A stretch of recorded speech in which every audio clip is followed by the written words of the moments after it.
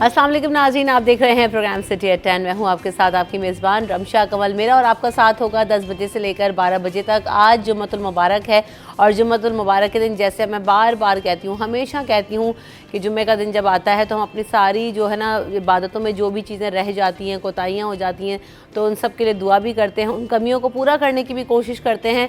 तो अल्लाह ताला ने एक ऐसा दिन रखा है जिसकी जो अहमियत है वो बहुत ज़्यादा है और आगे कहा गया कि ईद के मतरादिफ है। इस दिन आप नमाज़ अदा करें, साफ़ सुथरे कपड़े पहनें, खुशबू लगाइए और अपने जो है ना घरों में नमाज का, दुआओं का ख़ास तौर पर अहतमाम किया जाता है। तो आज जो है ना वो यकीनन जुम्मे के दिन का अहतमाम ज़रूर कीजिएगा, हम सबको भी अपनी दुआओं में ज़रूर याद रखिएगा। और सबसे पहले इस शो के आगाज़ के साथ ही जो ना हमारी कहानी भी होती है, तो आइए आज की कहानी पर नज़र डालते हैं कि आज हम कौन सी कहानी आपको सुनाने जा रहे हैं। सुनिएगा जनाब, एक यहूदी जो है वो किसी मुसलमान का पड़ोसी था और एक यहूदी के साथ उसका मुसलमान पड़ोसी बहुत अच्छा सलूक करता था। मुसलमान की आदत थी कि हर थोड़ी देर के बाद, हर बात के बाद ये कहता था कि दुरूद शरीफ पढ़ा करो और दुरूद शरीफ पढ़ने से हर दुआ कबूल होती है। जैसे मैंने जुम्मे का भी जिक्र किया ना अभी, तो जुम्मे को सबसे अफजल इबादत नमाज के बाद अगर किसी चीज़ को कहा गया तो वो दुरूद शरीफ का पढ़ना है। उसका बहुत ज़्यादा सवाब है जुम्मे के दिन, उसकी जो है वो मकबूलियत में, उसकी कबूलियत में और ज़्यादा इजाफा कर देता है दुरूद शरीफ आप पढ़ते हैं। तो इसी से रिलेटेड कहानी भी है। अच्छा, उस शख्स ने जो है ना एक मजलिस में भी ये भी सुना था जो मुसलमान था कि हुजूर सल्लल्लाहु अलैहि वसल्लम पर दुरूद भेजने से हर दुआ कबूल होती है। और उस यहूदी के सामने भी ये जुमला कई बार आ चुका था, वो भी ये कहानी कई दफ़ा मतलब ये जुमला कई दफ़ा सुन चुका था कि हुजूर अकरम सल्लल्लाहु अलैहि वसल्लम पर दुरूद भेजने से हर दुआ कबूल हो जाती है, हर मसला हल हो जाता है, हर आदत पूरी हो जाती है। तो दुरूद शरीफ को कसरत से पढ़ना चाहिए। अब उसने यहूदी ने सोचा अच्छा ये बातें इस तरह की करते हैं तो मैं ऐसा करता हूँ, इसको जो है ना चेक करता हूँ और उसको परेशान करने के लिए ना इस आदमी को, जो मुसलमान है, उसको नीचे दिखाने के लिए एक चाल चलता है। वो क्या करता है कि सोने की जो अंगूठी है वो लेता है और जी उसको अमानत के तौर पर उस मुसलमान के पास रखवा देता है और कह देता है कि मैं उसको सफ़र के तौर पर कहीं जा रहा हूँ और आप मेरी अमानत अपने पास रख लो। मुसलमान ले लेता है और उसे अपने घर में रख देता है। यहूदी ये सारा मामला देख लेता है कि उसने कहाँ अंगूठी छुपाई है और वो वहाँ पे से चला जाता है। जब वो मुसलमान वहाँ पे छुपा देता है तो वो सफ़र पे जाने से पहले क्या करता है कि वो अंगूठी जाकर समंदर में फेंक देता है, वहाँ से निकालता है और किसी तरीके से समंदर में ले जाकर उसको फेंक देता है कि अब ये मुझे मेरी अमानत कैसे वापस करेगा। बड़ा कहता है कि दुआओं से, दुरूद शरीफ से दुआएं जो है ना वो मांगी जाती हैं, कबूलियत हो जाती है, पूरी हो जाती हैं। अब ये क्या करेगा? तो जी फिर क्या होता है, वो चला जाता है। फिर एक दिन जब उसके वापसी का दिन होता है, मुसलमान जो है वो उसके यहूदी ने वापस आना होता है तो उसके लिए एहतमाम करता है। तो वो आता है तो कहता है मुझे अपनी अंगूठी चाहिए। तो मुसलमान उसे अपने घर में बुलाता है, कहता है नहीं आप पहले आप सफ़र से आएँ, आप बैठें, पहले यहाँ पर तशरीफ़ रखें और जो है खाना वाना खाएँ, ताज़ा मछली जो है आपके लिए मंगवाई है और मैं जो है वो मछली आपको काट कर फ्राई करवा के और बनवा के देता हूँ, आप खा के जाइएगा। वो अपनी बीवी को दे देता है और कहता है इसको काट करके साफ़ करके मछली बना के ले आओ। तो जब वो देखता है तो उसकी बीवी जो है ना, जब वो मछली काटने लगती है तो बीवी ज़ोर से चीख मारती है और कहती है, अपने शौहर को बुलाती है और कहती है कि मैंने जब मछली काटी तो उसके पेट से मैंने देखा कि अंगूठी निकली है और ये तो वही अंगूठी है जो उस यहूदी ने आपके पास अमानत रखवाई थी। मुसलमान भी हैरान हो जाता है और वो जगह उसने पहले तो चेक नहीं की होती क्योंकि उसके तो दिमाग में होता है कि मैंने वहाँ पर रखी, वहाँ से कहाँ जाएगी। जब देखता है वहाँ पर अंगूठी नहीं होती और अंगूठी मछली के पेट से निकलती है तो वो परेशान हो जाता है, ख़ुद भी जो है ना देखता है कि यार ये क्या हुआ।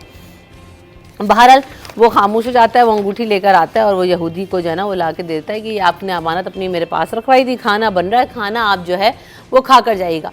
ये सारा माजरा जो है ना वो मुसलमान तो नहीं समझ पाता कि अंगूठी कहाँ कब चली गई थी, मछली के पेट में कैसे आई थी। वो खुद भी हैरान और परेशान होता है। बहरहाल वो अमानत उसकी वापस कर देता है। यहूदी ये सारा मामला देख रहा होता है और उसके बाद बड़ा हैरान हो जाता है कि मैंने तो बड़ी साजिश चली थी और ये अल्लाह ताला ने इसको जो अमानत है वो किस तरह से वापस पहुंचाई, अल्लाह ताला ने इसकी कैसे मदद की। मेरी नीयत ख़राब थी लेकिन इसकी नीयत सही थी तो अल्लाह ताला ने इसका साथ दिया। ये सारा किस्सा देखकर यहूदी फ़ौरी तौर पर जो है ना वो मुसलमान को सुनाता भी है, सारी बात बताता भी है और फिर जो है वो क्या करता है, मुसलमान हो जाता है और उसको फिर कहता है कि आप मुझे इस्लाम सिखाओ और मज़ीद जो है ना वो फिर वो उनसे सारे कलमा भी सीखता है और फिर सारी प्रैक्टिस को आगे लेके चलता है। तो क्या होता है कि आपको ज़िंदगी में जो है ना, हम कहते हैं कि हम बहुत सारी चीज़ों में अल्लाह ताला हमारा साथ दे रहे होते हैं, बस बात यह है कि हम अपनी नीयत को साफ़ रखें, अपनी नीयत को अच्छा रखें, डिटर्मिनेंट हों अपने कामों से लेकर और ईमानदारी से अगर हम अपना काम करें तो अल्लाह ताला उस शख्स का हाथ कभी नहीं छोड़ते। तो ऐसे ही हमने इस कहानी में भी देखा। और महराज अख्तर साहब भी मेरे साथ मौजूद हैं, ज़रा उनसे भी पूछ लेते हैं। महराज भाई कैसे हैं आप? अस्सलाम वालेकुम। मैं ठीक हूँ, अल्लाह का शुक्र है। वालेकुम सलाम। कैसी लगी आज की आपको कहानी? जुम्मे का आपने भी बड़ा अच्छा एहतमाम किया हुआ है वैसे माशाल्लाह, जुम्मे के दिन शलवार कमीज़ आप सब पहन कर आते हैं।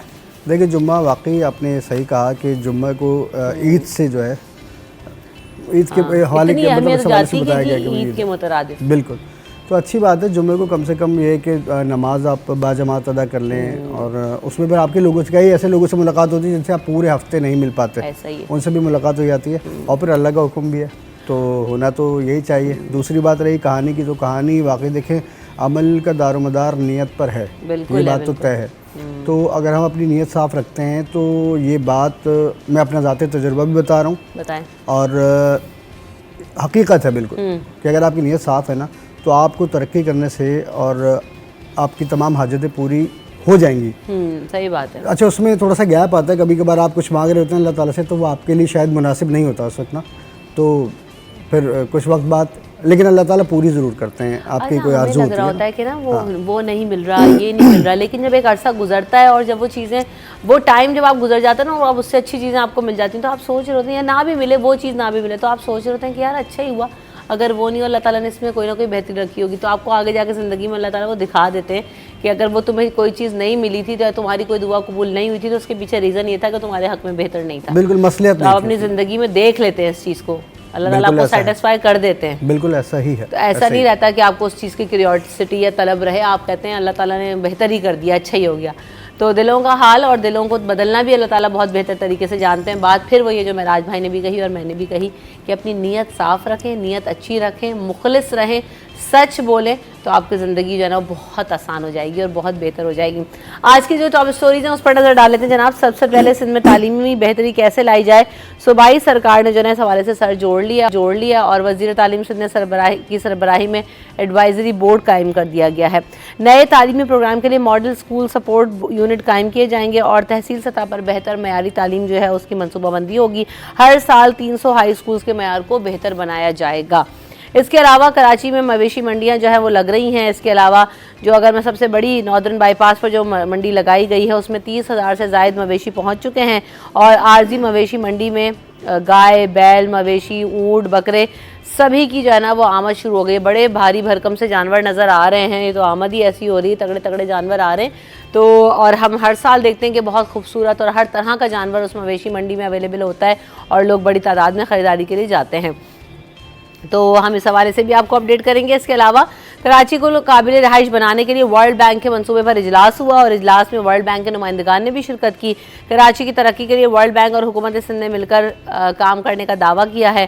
کلک کا اجلاس، اس سے پہلے بھی ہم نے آپ کو بتایا تھا کلک پروجیکٹ کے بارے میں کہ ہر ٹینڈر جاری کرنے سے پہلے میرٹ اور شفافیت کا خیال رکھا جائے گا۔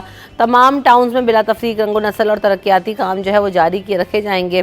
اس حوالے سے جو ہے نا وہ اجلاس ہوا، ٹیم کو بریفنگ دی گئی اور وہ بھی ہم آپ کو ڈیٹیل سے آگاہ کریں گے۔ اس کے علاوہ جی کراچی میں ایک ماہ کے دوران جرائم میں 50% سے زائد کمی آئی ہے۔ وزیر اطلاع شرجیل انعام میمن یہ کہتے ہیں، اور آج سے 15 سال قبل امن کے مسائل شدید تھے، اب صورتحال بہت بہتر ہے، اور انہوں نے یہ بھی کہا کہ گزشتہ ایک ماہ میں جرائم کی شرح میں 50% سے زائد کمی آئی ہے۔ اس کے علاوہ وزیر اعظم شہباز شریف نے سکر حیدرآباد موٹر وے پر توجہ دی ہے اور انہوں نے کہا ہے کہ ہماری ترجیح ہے کہ سب سے پہلے حیدرآباد سکر موٹر وے کو بنایا جائے۔ کراچی پر اربوں روپے خرچ کیے جا رہے ہیں اور K4 منصوبہ بھی جو ہے حکومت سندھ کی ترجیح ہے، ان کا ایسا کہنا تھا۔ اس کے علاوہ شہر قائد میں لوڈ شیڈنگ نے شہریوں کی جو زندگی ہے اسے اجیرن کر رکھا ہے اور بجلی بندش کے ستائے شہریوں نے مختلف علاقوں میں احتجاج کیا، ٹائر نظر آتش کیے اور مواج گوٹ ہب ریور روڈ پر بجلی کے ستائے ہوئے علاقہ مکینوں نے احتجاج کر کے ٹریفک کو معطل رکھا۔ بات وہی ہے کہ اتنی زیادہ لوڈ شیڈنگ ہو رہی کہ لوگ اپنے گھروں سے نکلنے پر مجبور ہیں، بہت زیادہ ایگزاسٹ ہیں۔ اس حوالے سے MQM پاکستان کا بھی رد عمل سامنے آیا کہ شدید گرمی کے دوران بجلی کی لوڈ شیڈنگ انسانیت دشمن عمل ہے کہ الیکٹرک ہیسکو اور دیگر جو بجلی کے ادارے ہیں وہ عوام کی جان سے کھیل رہے ہیں۔ MQM پاکستان نے بھی اپنا احتجاج ریکارڈ کرایا اور انہوں نے کہا کہ جتنے بھی علاقوں میں اور جتنے بھی شہروں میں لوڈ شیڈنگ ہو رہی ہے اس لوڈ شیڈنگ کو ختم کیا جائے، یہ عوام کے اوپر دوہرا عذاب ہے۔ اس کے علاوہ شرجیل انعام میمن صاحب بھی پیچھے نہیں، انہوں نے بھی کہ الیکٹرک کو آڑے ہاتھوں لیا اور انہوں نے کہا کہ لوڈ شیڈنگ کے نام پر اجتماعی سزا دینا آئین پاکستان کے خلاف ورزی ہے۔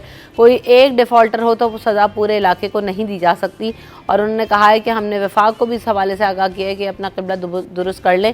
یہ نہیں ہو سکتا کہ الیکٹرک اپنی منمانی کرے اور عوام جو ہے وہ اس قدر پریشانی میں اور اذیت میں زندگی گزاریں۔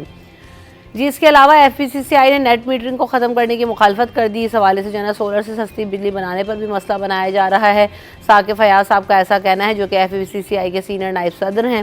انہوں نے کہا کہ نیٹ میٹرنگ کو ختم کرنا متبادل توانائی پر منتقل ہونے کو جو ہے وہ ختم کر دے گا. ملک کو اس وقت ضرورت ہے اور عوام کو بھی ضرورت ہے کہ مزید بجلی کی قیمت میں جو ہے وہ کمی لے کر آئی جائے, اور عوام اس سے زیادہ بجلی کی قیمت میں اضافہ جو ہے وہ برداشت نہیں کر سکتے, اس لیے سولرز پر جا رہے ہیں.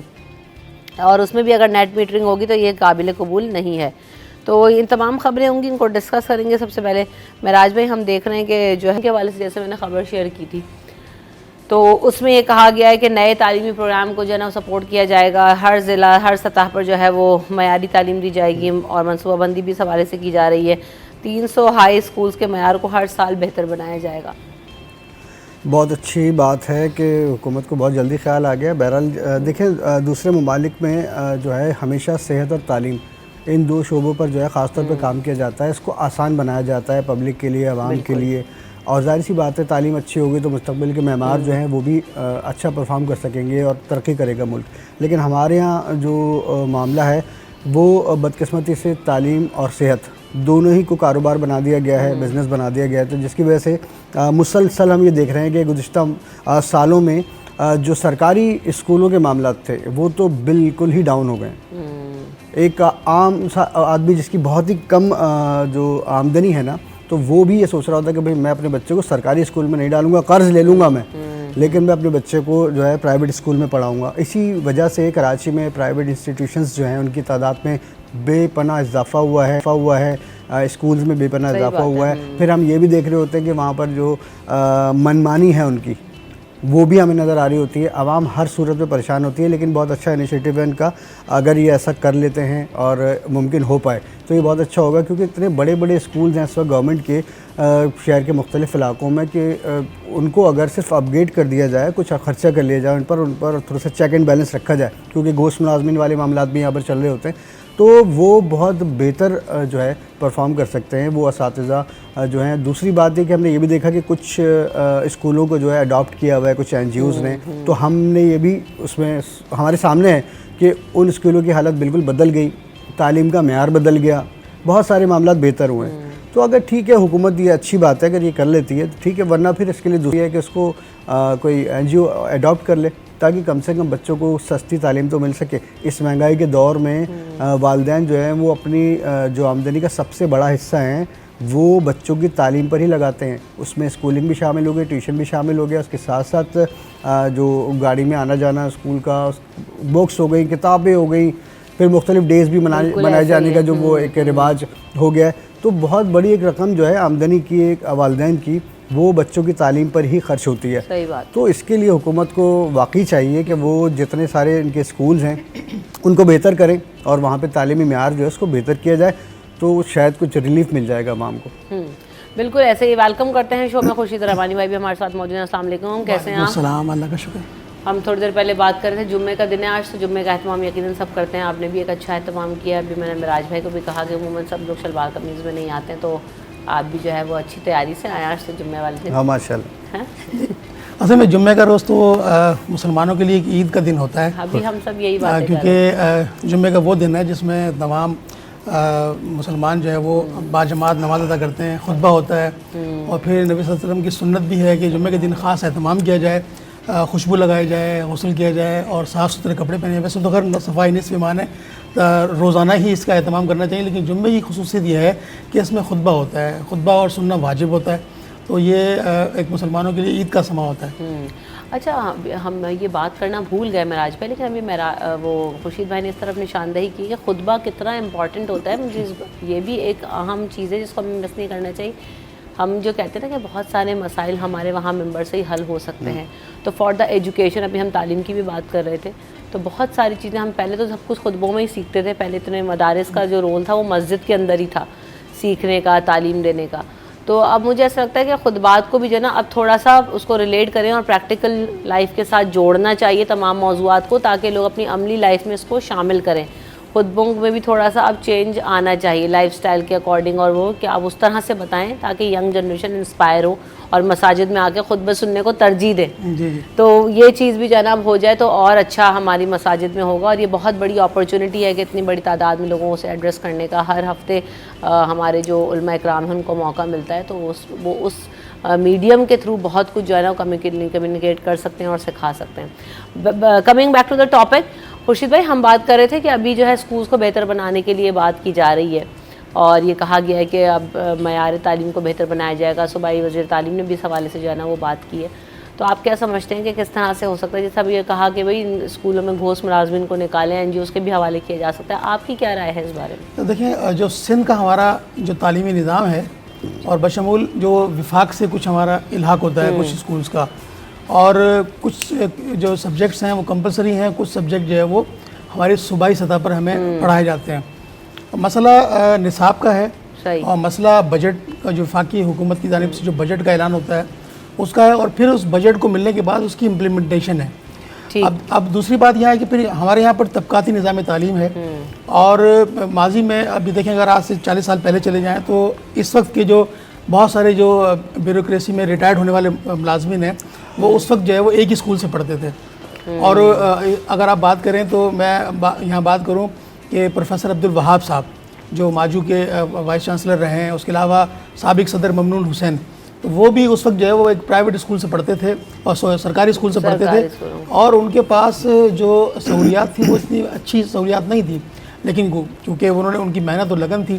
اچھا, ایک تو یہ پرسنلی ذاتی طور پر دلچسپی ہے طالب علم کی, دوسری طرف سے جو سرکاری دلچسپی ہوتی ہے وہ ہمیں عدم توجہی نظر آتی ہے, جس کی وجہ سے ہمارے یہاں جو تعلیم کا فقدان ہے, تعلیم کا مسئلہ ہے, وہ جو کا تو ہی نظر آ رہا ہے. اچھا, تعلیم کے مسئلے پر ہم یقیناً ضرور بھی بات کریں گے, اس میں اور بھی چیزیں ہیں جو ہم کنسیڈر کریں گے, لیکن پہلے بریک لیتے ہیں, بریک کے بعد.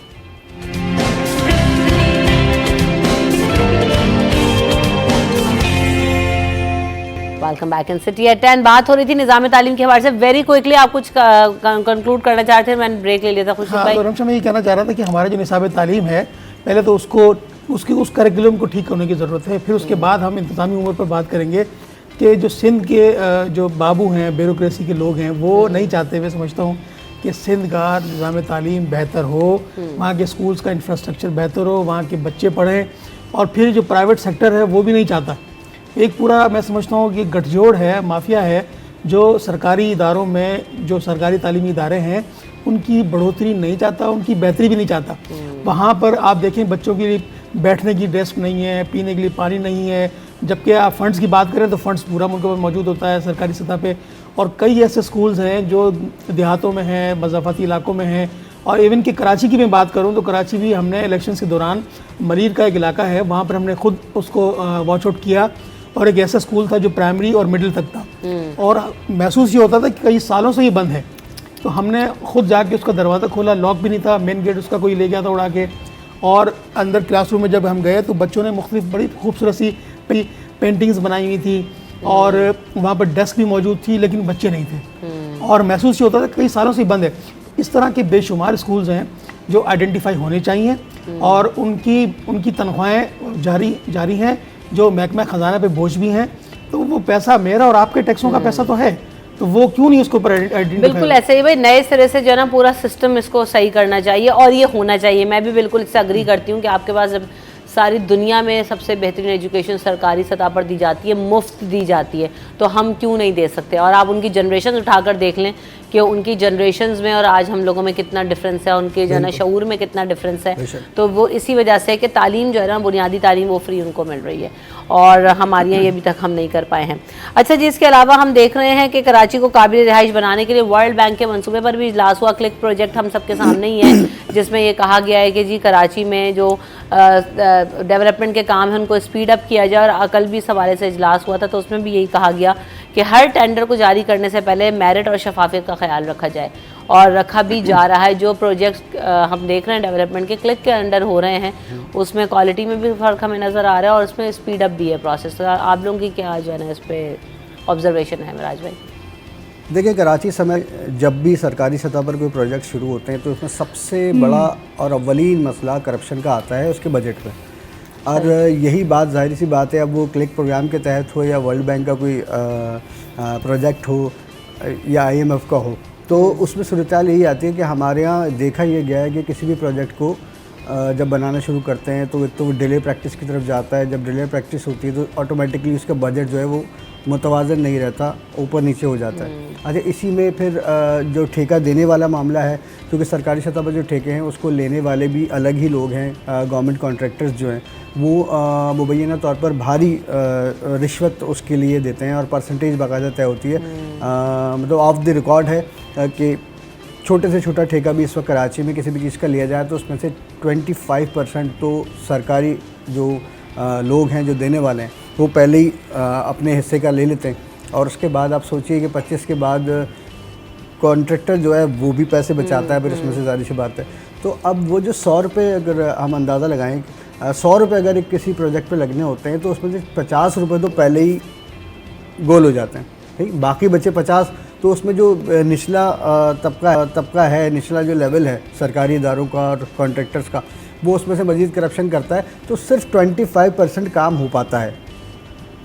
اور وہ 25% جب کام ہوتا ہے تو ظاہر سی بات ہے وہ 1 سال بھی نہیں چل پاتا، 2 سال بھی نہیں چل پاتا. اس کے بعد اس میں مسائل آتے ہیں. تو ایک تو یہ بہت اچھی شرط رکھی گئی ہے کہ شفافیت کو یقینی بنائیں کہ اگر کسی کو ٹھیکہ دیا جا رہا ہے تو وہ مطلب اس کا وہ اس قابل بھی ہے کمپنی کہ اس ٹھیکے کو پورا کر سکے اور کوالٹی اور معیار کو برقرار رکھ سکے. تو اس کے لیے بہت اچھی بات ہے. دیکھیں، پروجیکٹ کا اعلان ہونا، پروجیکٹ کے بننا شروع ہونا، یہ خوشائند بات ہے. لیکن ہماری تو ایک یہی گزارش ہے حکومت سے کہ یہ پروجیکٹ جب بنیں گے تو اس کو عوام اور آپ لوگ خود بھی استعمال کریں گے، ہم سبھی اس کو مل کر استعمال کریں گے. تو کم سے کم اتنا اس کو بہتر بنایا جائے کہ بار بار پریشانی سے نہ گزرے عوام. ہمارے یہاں تو اکثر یہ دیکھا گیا نا کہ جیسے یہ جہانگیر روڈ، ایسی کتنی سڑکیں جو ہے نا میں گنوا سکتی ہوں کراچی میں جو بار بار بنتی ہیں. اور یہ کالا بورڈ سے لے کر جانا وہ معین آباد تک جانے والی سڑک، یہ ملیر ہال پہ جو پٹری سے گزرتے ہیں اور اس کے بعد اندر تک جانے والی سڑک، یہ کئی دفعہ بن چکی ہیں اور وہی کا وہی ان کا حال ہے. رہائش کے قابل بنانے والی بات بھی ہوئی نا اس میں اس کو. تو دیکھیں، ڈیولپمنٹ کے جو کام ہیں وہ تو ہونے ہی ہونے ہیں. اس کے ساتھ ساتھ ان کو بہت سارے اداروں کو آپس میں جو ہے لنک اپ ہونا پڑے گا. کیونکہ دیکھیں، جب سیوریج کا نظام ڈلے گا، دیگر پانی کی لائنیں ڈلیں گی، واٹر بورڈ بھی اس میں انوالو ہوگا. تو اس طرح سندھ بلڈنگ کنٹرول اتھارٹی کو بھی اس میں انوالو کرنا چاہیے. کیونکہ ہمارے ہاں جو اسٹرکچرز تیار ہوتے ہیں، تعمیرات جو ہوتی ہیں، وہ تقریباً مبینہ طور پر 95% غیر قانونی ہوتی ہیں. مطلب جو نقشہ پاس ہوا تھا اس نقشے کو نہیں دیکھا جاتا، اپنی مرضی سے بلڈرز بناتے ہیں، جگہ بھی گھیرتے ہیں کچھ تھوڑی سی. تو لیکن بات یہ ہے کہ اگر ایک بنگلے میں پہلے 10 افراد رہتے تھے، اس کو توڑنے کے بعد اس پہ ایک بلڈنگ تعمیر ہو گئی، اب اس پہ 100 افراد رہ رہے ہیں، تو 100 افراد کے حساب سے سیوریج کی لائن، پانی کی لائن، سارے معاملات کرنے پڑیں گے. تو اچھی بات ہے، لیکن تمام اداروں کو اس میں ساتھ مل کر اور سر جوڑ کر بیٹھنا چاہیے تاکہ پروجیکٹ اگر بنے تو کم سے کم عوام کو اس سے فائدہ ہو، مزید اس میں پریشانیوں میں نہ پڑے. لانگ ٹرم پروجیکٹس کی ضرورت ہے اس وقت کراچی کو. بالکل اسی طرح ہی ہے کہ دیکھیں، کراچی کا جو بیسک ماسٹر پلان ہے وہ اس پر میں سمجھتا ہوں اس پر عمل درآمد نہیں ہے. آپ اگر کراچی کے علاقہ ناظم آباد دیکھیں تو ویل ڈیولپڈ ہے. اس کا نقشہ جو ہے وہ ایک سابق فوجی افسر تھے، انہوں نے ڈیزائن کیا تھا اور وہ بڑا خوبصورت بنایا ہوا ہے. اس کی سڑکیں چوڑی ہیں، گلیاں چوڑی ہیں اور اس کا انفراسٹرکچر بڑا اچھا ڈیزائن کیا ہوا ہے. بدقسمتی سے جب شہر کو پلان کیا جاتا ہے تو اس کی جو پہلے جو ٹاؤن پلاننگ ہوتی ہے وہ موجود نہیں ہے. ہمارے کراچی میں بھی اسی طرح 100 افراد رہنے کی جگہ تھی، یہاں پر 1000 افراد آ کے رہنے لگے. تو اس کے حساب سے ہمارے پاس جو ہے وہ ٹاؤن پلاننگ کے لیے اب پہلے سے کوئی مجوزہ پلاننگ ہونی چاہیے تھی، جو کہ نہیں کی گئی. اور نہیں کی گئی تو اس کی وجہ سے کراچی میں جو ہے وہ مختلف آپ دیکھنے کے انفراسٹرکچر کے مسائل شروع ہو گئے، سیوریج کی لائنوں کے مسائل شروع ہو گئے، پانی کی لائنوں کے مسائل شروع ہو گئے. تو لیکن اب بنیادی طور پر سوال ان اداروں پہ بنتا ہے کہ کسی بھی ہاؤسنگ سوسائٹی کو یا کسی بھی جگہ پر تعمیرات سے پہلے، یہ جس طرح ویراز صاحب نے بات کی کہ تمام اداروں کو آن بورڈ ہونا چاہیے. اس میں واٹر اینڈ سیوریج بورڈ ہے، اس کے علاوہ سندھ بلڈنگ کنٹرول اتھارٹی ہے. ان کو آپس میں آن بورڈ ہو کے ایک نیکسس میں کام کرنا پڑے گا، تب کہیں جا کے یہ جو ہمارے پر ویل ڈیولپمنٹ پلاننگ کا جو منصوبہ ہے یہ کامیاب ہو سکے گا. دوسری بات یہ جو ٹینڈرنگ ہوتی ہے ہمارے یہاں پہ، چاہے وہ فیڈرل کی سطح پر ہو یا سندھ گورنمنٹ کی سطح پر ہو، اس میں شفافیت تو بالاخ ہے. شفافیت تو ڈے فرسٹ سے ہی اس میں کہا جاتا ہے کہ جو ٹینڈرنگ کمپنی ہے وہ شفاف ہونی چاہیے، اس کی جو NOC ہونی چاہیے، اس کے علاوہ جو اس کی جو کیا کہتے ہیں جو آمدنی کی رپورٹس ہیں وہ ہونی چاہیے بالکل. لیکن اس کے باوجود بھی ہمیں دیکھیں کہ جو ٹھیکیدار ہیں وہ اس میں مبینہ طور پر جو ہے وہ گھپلے کرتے ہیں ملی بھگت سے، تو وہ اس کو کوئی چیک اینڈ بیلنس نہیں ہے۔ اب ہمارے اداروں میں جو چیک بھی آپ دیں گے کلیئر کرنے کے لیے، اس پر بھی جو ہے وہ پیسے لیے جاتے ہیں۔ اب وہ جو کیش جو ہے وہ اس کو اپنا حق سمجھتے ہیں، جبکہ اس کا حق نہیں ہے۔ اگر آپ اپنے ٹینڈنگ کے پیسے کلیئر کروانے ہیں تو آپ کو یقینی طور پر اس چیک کے اوپر پیسے دینے پڑیں گے۔ تو یہ مطلب یہ اس چیز کو بھی ختم ہونا چاہیے۔ اگر جب ٹینڈر جو ٹھیکیدار ہے وہ چیک کے اوپر 1 کروڑ روپے کے چیک کے اوپر 10 لاکھ روپے دے گا، تو مجھے بتائیے وہ پھر آپ کا جو کام ہے ہمارے جو ٹیکسز کے پیسوں سے بن رہا ہے وہ اس میں خرد بد کرے گا نا، اس میں کمی لے کر آئے گا۔ دنیا بھر میں اب اس چیز پر غور کیا جا رہا ہے کہ جو سڑکیں سیاہ بنا رہے ہیں یہ دھوپ کو ایبزارب کرتی ہیں، تو اب اس کی کلرنگ کے اوپر بات کی جا رہی ہے کہ ایسے کلر کے اوپر سڑکیں بنائی جائیں جو دھوپ کو بھی ایبزارب کر سکیں، گرمی کی شدت کو بھی کم کر سکیں۔ اس طرح کے پروجیکٹس کے اوپر جو ہے وہ کام ہونے کی ضرورت ہے اور جو ہونا ہمارے چاہیے۔ یہاں ابھی تک سڑکیں ہی نہیں ہیں تو کلر کو کہاں پہ سوچیں گے۔ ہماری ویسے اچھا ہے نا، مٹی ہے اس میں، نہ دھوپ کا مسئلہ ہے نہ کچھ ہے، نہ کلر کا ایشو ہے، سڑکیں آئے گا شارع فیصل کے علاوہ، تو وہ نیچرل ہم لوگوں نے پلان رکھا ہوا ہے نا، پریشان نہ ہو، ہم بہت زیادہ انوائرمنٹ بھائی بات ہے کہ گرمی کو اچھا ویسے ایک بات بتاؤ، ہم لوگ جو ہے نا ویسے اتنا پیچھے ہونے کی وجہ سے سب سے زیادہ وہ کم اس ممالک میں شامل ہیں جو انوائرمنٹل ہیزارڈس جو ہے نا وہ پروڈیوس کر رہے ہیں۔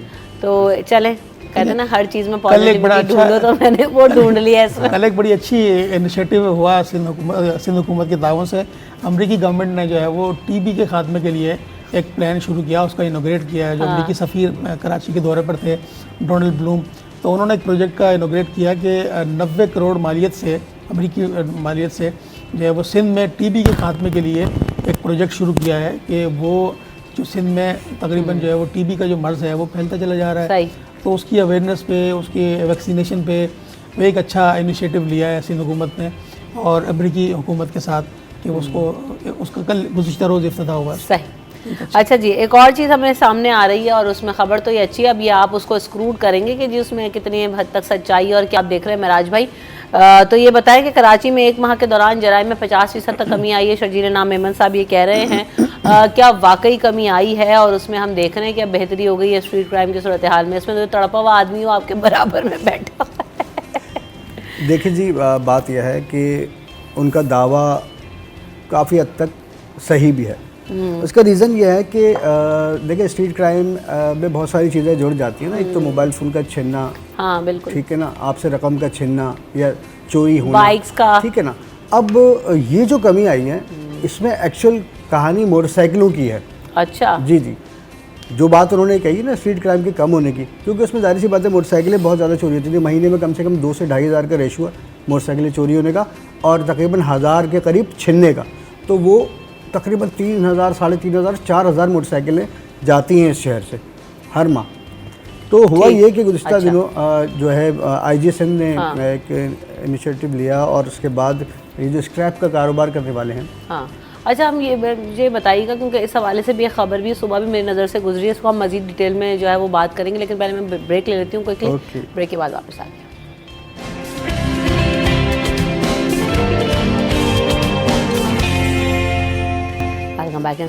تو جناب بات ہو رہی تھی کہ کیا واقعی جرائم میں اور اسٹریٹ کرائم کی صورتحال میں کراچی میں کمی آئی ہے؟ معراج بھائی آپ بتا رہے تھے ہمیں کہ اس وقت کیا صورتحال ہے؟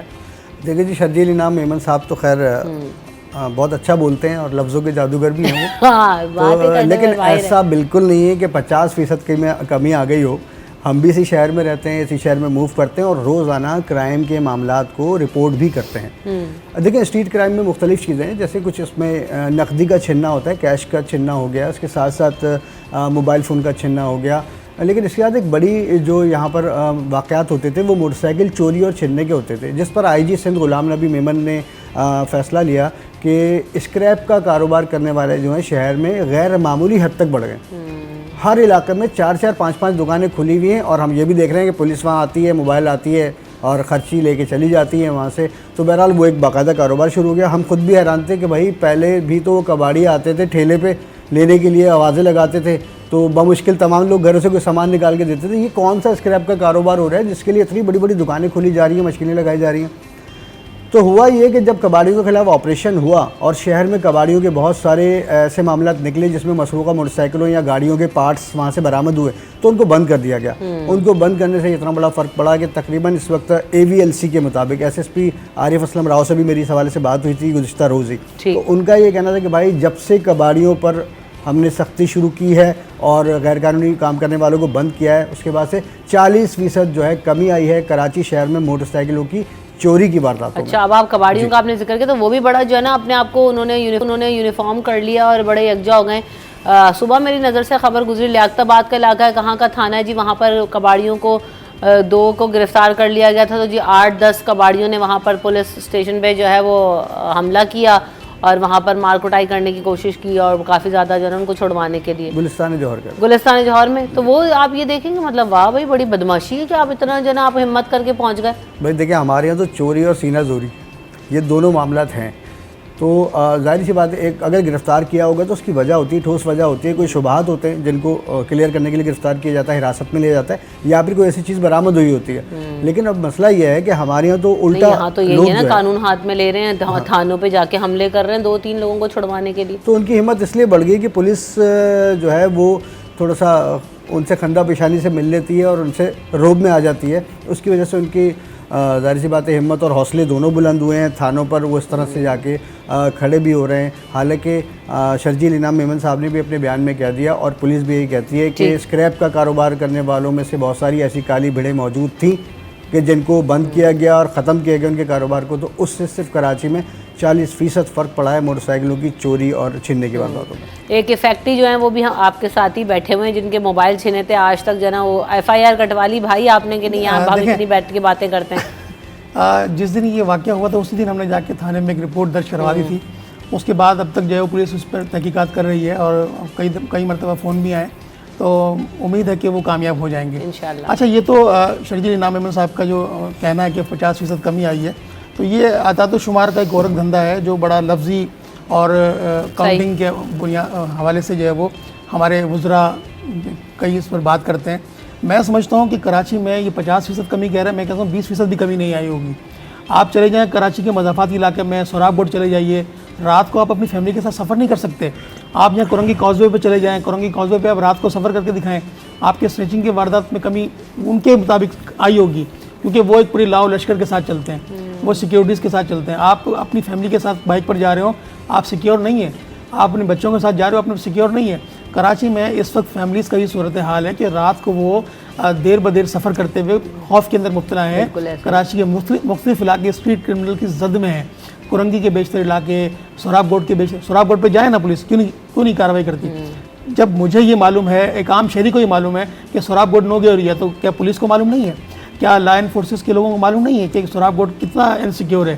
وہاں پر دن میں لوگ لوٹ جاتے ہیں, رات کی تو بہت دور کی بات ہے. جمالی پل کے اطراف میں آپ رات کو سفر نہیں کر سکتی. اس کے علاوہ کرنگی کے زمان ٹاؤن, اتحاد ٹاؤن, اس کے علاوہ بلدیہ ٹاؤن, پھر اس کے علاوہ جو دیگر جو اورنگی ٹاؤن کے علاقے, وہاں پر لوگ غیر محفوظ سمجھتے ہیں. کہاں جا رہے ہیں؟ ہمارے آفس کے پاس اتنا بڑا EBM کازوے, اس کے اوپر مستقل لوگ لٹ رہے ہوتے ہیں. یہ ملیر کا جو ایکسپریس وے ابھی جہاں سے بن رہا ہے, یہ جو ندی کا علاقہ ہے وہاں پر لوگ لٹ رہے ہوتے ہیں. تو یہ تو سارے بڑی وجہ میں سمجھتا ہوں کہ پولیس کو بھی, پولیس اپنے آپ کو انسیکیور سمجھتی ہے. جہاں پولیس کی ریٹ کو چیلنج ہوتا ہے, جس طرح ذکر کیا کہ وہ جو کباڑی ہے پولیس اسٹیشن چلے گئے اور انہوں نے جو ہے وہ اس طرح کی کارروائی کی. دیکھیں یہ اسٹیٹ کی ریٹ کو چیلنج نہیں کرنا چاہیے بلکہ پولیس کو جوابی کارروائی کرنی چاہیے. دوسری بات یہ کہ ہمارے پاس جو تھانوں میں نفری کا معاملہ ہے وہ بھی کم ہے. پولیس کو امپاور کرنا پڑے گا ہمیں, اور اس کے علاوہ رینجز کو بھی ہمیں پاور دینے کی ضرورت ہوگی, جب کہیں جا کے یہ اسٹریٹ کرائم کا جو جن ہے یہ قابو میں آ سکے گا. اور دوسری بات مجھے بتائیں کہ کراچی کے وہ علاقے جہاں پہ لوگ غیر محفوظ سمجھتے ہیں وہاں پر کارروائی کیوں نہیں کی جاتی؟ وہاں پہ لوگ پکٹ لگائیں نا, تو آپریشن کریں نا, کیوں نہیں کرتے آپریشن ہونے کی ضرورت ہے وہاں پہ IG صاحب خود وزٹ کریں, کیوں نہیں وزٹ کرتے IG صاحب, ایڈیشنل IG کیوں نہیں وزٹ کرتے؟ اس کے علاوہ پھر رینجز کو تعینات کریں, رینجز کو پاور دینے کی ضرورت ہے, مزید پاور دی جائے رینجز کو, کیونکہ رینجز تو پورے سندھ کے اندر موجود ہے. تو ان کو جب تک پاور نہیں دیا جائے گا, ان کو فلی طور پر اکوپ نہیں کیا جائے گا. نفری کا جو معاملہ میں ذکر کر اچھا، رہا اب ہوں, ہوتا کیا رمضان میں تو ہم دیکھتے ہیں ہاٹ اسپاٹس پر جو ہے نا وہ ہمیں پولیس نظر آ رہی ہوتی ہے، ایکٹیو نظر آ رہی ہوتی چیزیں، لیکن یہ ہمیں اس وقت بھی ضرورت ہے کہ ہاٹ اسپاٹ جیسے بھی خورشید بھائی نے بھی کہا کہ وہ بنائے جائیں اور وہاں پر کارروائیاں ہوں. اتنے سارے نام تو ایک جو شاہین فورس کا معاملہ تھا, شاہین فورس متعدد مرتبہ بنی ہے جو کراچی کے اسٹریٹ کرائم کو روکنے کے لیے, اس کو جو ہے وہ مزید اس کو طاقتور کرنے کی ضرورت ہے. ابھی لاہور میں ڈولفن فورس آئی تھی, ہمارے یہاں بھی ہوا تھا کہ بائکس پہ بھی پولیس والے جائیں گے ڈولفن فورس کی طرز کی جانا. ہمارے جو جوان ہیں نا, ہمارے جو جوان ہیں پولیس کے ہوں یا رینجرز کے ہوں, جب وہ شہید ہو جاتے ہیں تو ان کے لیے بھی کوئی بڑی رقم کی ہونے کی ضرورت ہے. ان کو ویل ایکوپڈ کیا جائے, چاہے وہ رینجرز کا جوان ہو چاہے وہ پولیس کا جوان ہو, اس کو ویل ایکوپڈ کیا جائے, پھر کہیں جا کے وہ اسٹریٹ کرمنل سے مقابلہ کر سکے گا. سب سے بڑی بات تو یہ کہ جو نیت کر لیں کہ خاتمہ کرنا ہے تو بہت کچھ ہو سکتا ہے. وقفہ لے لیتے ہیں, وقفے کے بعد حاضر ہوں.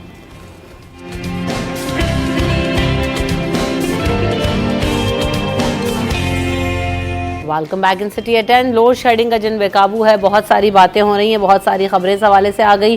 شہریوں نے احتجاج کیا, مواج گوٹ ہب ریور روڈ پر جو ہے نا علاقہ مکین نکلے, احتجاج کیا. اس سے کچھ دن پہلے بھی ہم نے دیکھا تھا لیاقت آباد میں ایک بہت بڑا پروٹیسٹ ہوا تھا, اور ہم دیکھ رہے ہیں سیاسی جماعتیں بھی اس پر آن بورڈ نظر آ رہی ہیں. جماعت اسلامی اس حوالے سے بہت زیادہ بات کرتی تھی, اس وقت M Q M load shedding کے مسئلے پر بہت زیادہ بات کر رہی ہے اور پریس کانفرنس بھی کی, اور انہوں نے کہا کہ کراچی, حیدرآباد, میرپورخاص سمیت ملک کے دوسرے شہروں میں بجلی کی کئی گھنٹے لوڈ شیڈنگ ہے جو کہ بدترین زیادتی ہے, اور کہ الیکٹرک کے خلاف وفاقی وزیر نوٹس نے انہیں پابند کروایا جائے.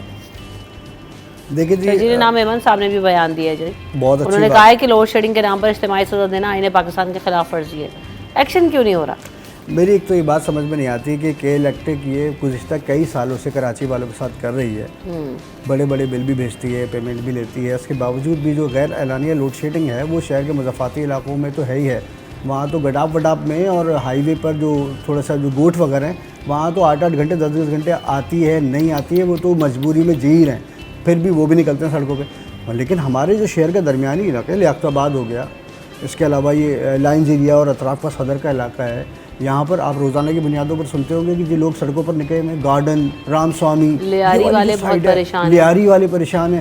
تو یہ سب لوگ پریشان اس لیے ہیں کہ بجلی, دیکھیں ان کی کے الیکٹرک والوں کی بات یہ ہے کہ جی ہماری اس علاقے سے ریکوری نہیں ہے تو ہم اس کی بجلی بند کر دیں گے, یہی ان کا جو بیان ہے وہ سامنے آتا ہے. لیکن دیکھیں سب کو سزا نہیں دی جا سکتی, چند لوگوں کے بل نہ بھرنے سے آپ جو ہے پورے علاقے کی بجلی بند کر دیں گے. اور کیسی ہولناک گرمی پڑ رہی ہے شہر میں, لوگ جو ہیں وہ بل بلا رہے ہیں گرمی سے. میں نے خود, یہ بزرٹا لائن کا ایریا ہے, میرے یہاں سے رات کو گزر ہوا تھا تو میں نے دیکھا کہ فیملیز, بچے, عورتیں یہ بالکل شارع فصل پہ آ کے نا گرین بیلٹ پہ بیٹھے ہوئے, اور ان کا پورا علاقہ تاریکی میں ڈوبا ہوا ہے. بھائی کسی کی مائیں ہیں, بہنیں ہیں, فیملیز ہیں, بچے ہیں, صبح ان کے اسکول ہیں, پیپروں کا معاملہ بھی بیچ میں چل رہا تھا, تو وہ کیسے گزارا کریں گے؟ وہ صرف ہوا کے لیے باہر آ کے بیٹھے کیونکہ ان سے اپنے چھوٹے چھوٹے گھر ہیں, کوارٹرز ہیں, ان سے سانس بھی نہیں لیا جا رہا. بزرگوں کا بڑا برا حال ہے, اسپتالوں میں رش لگا ہوا ہے.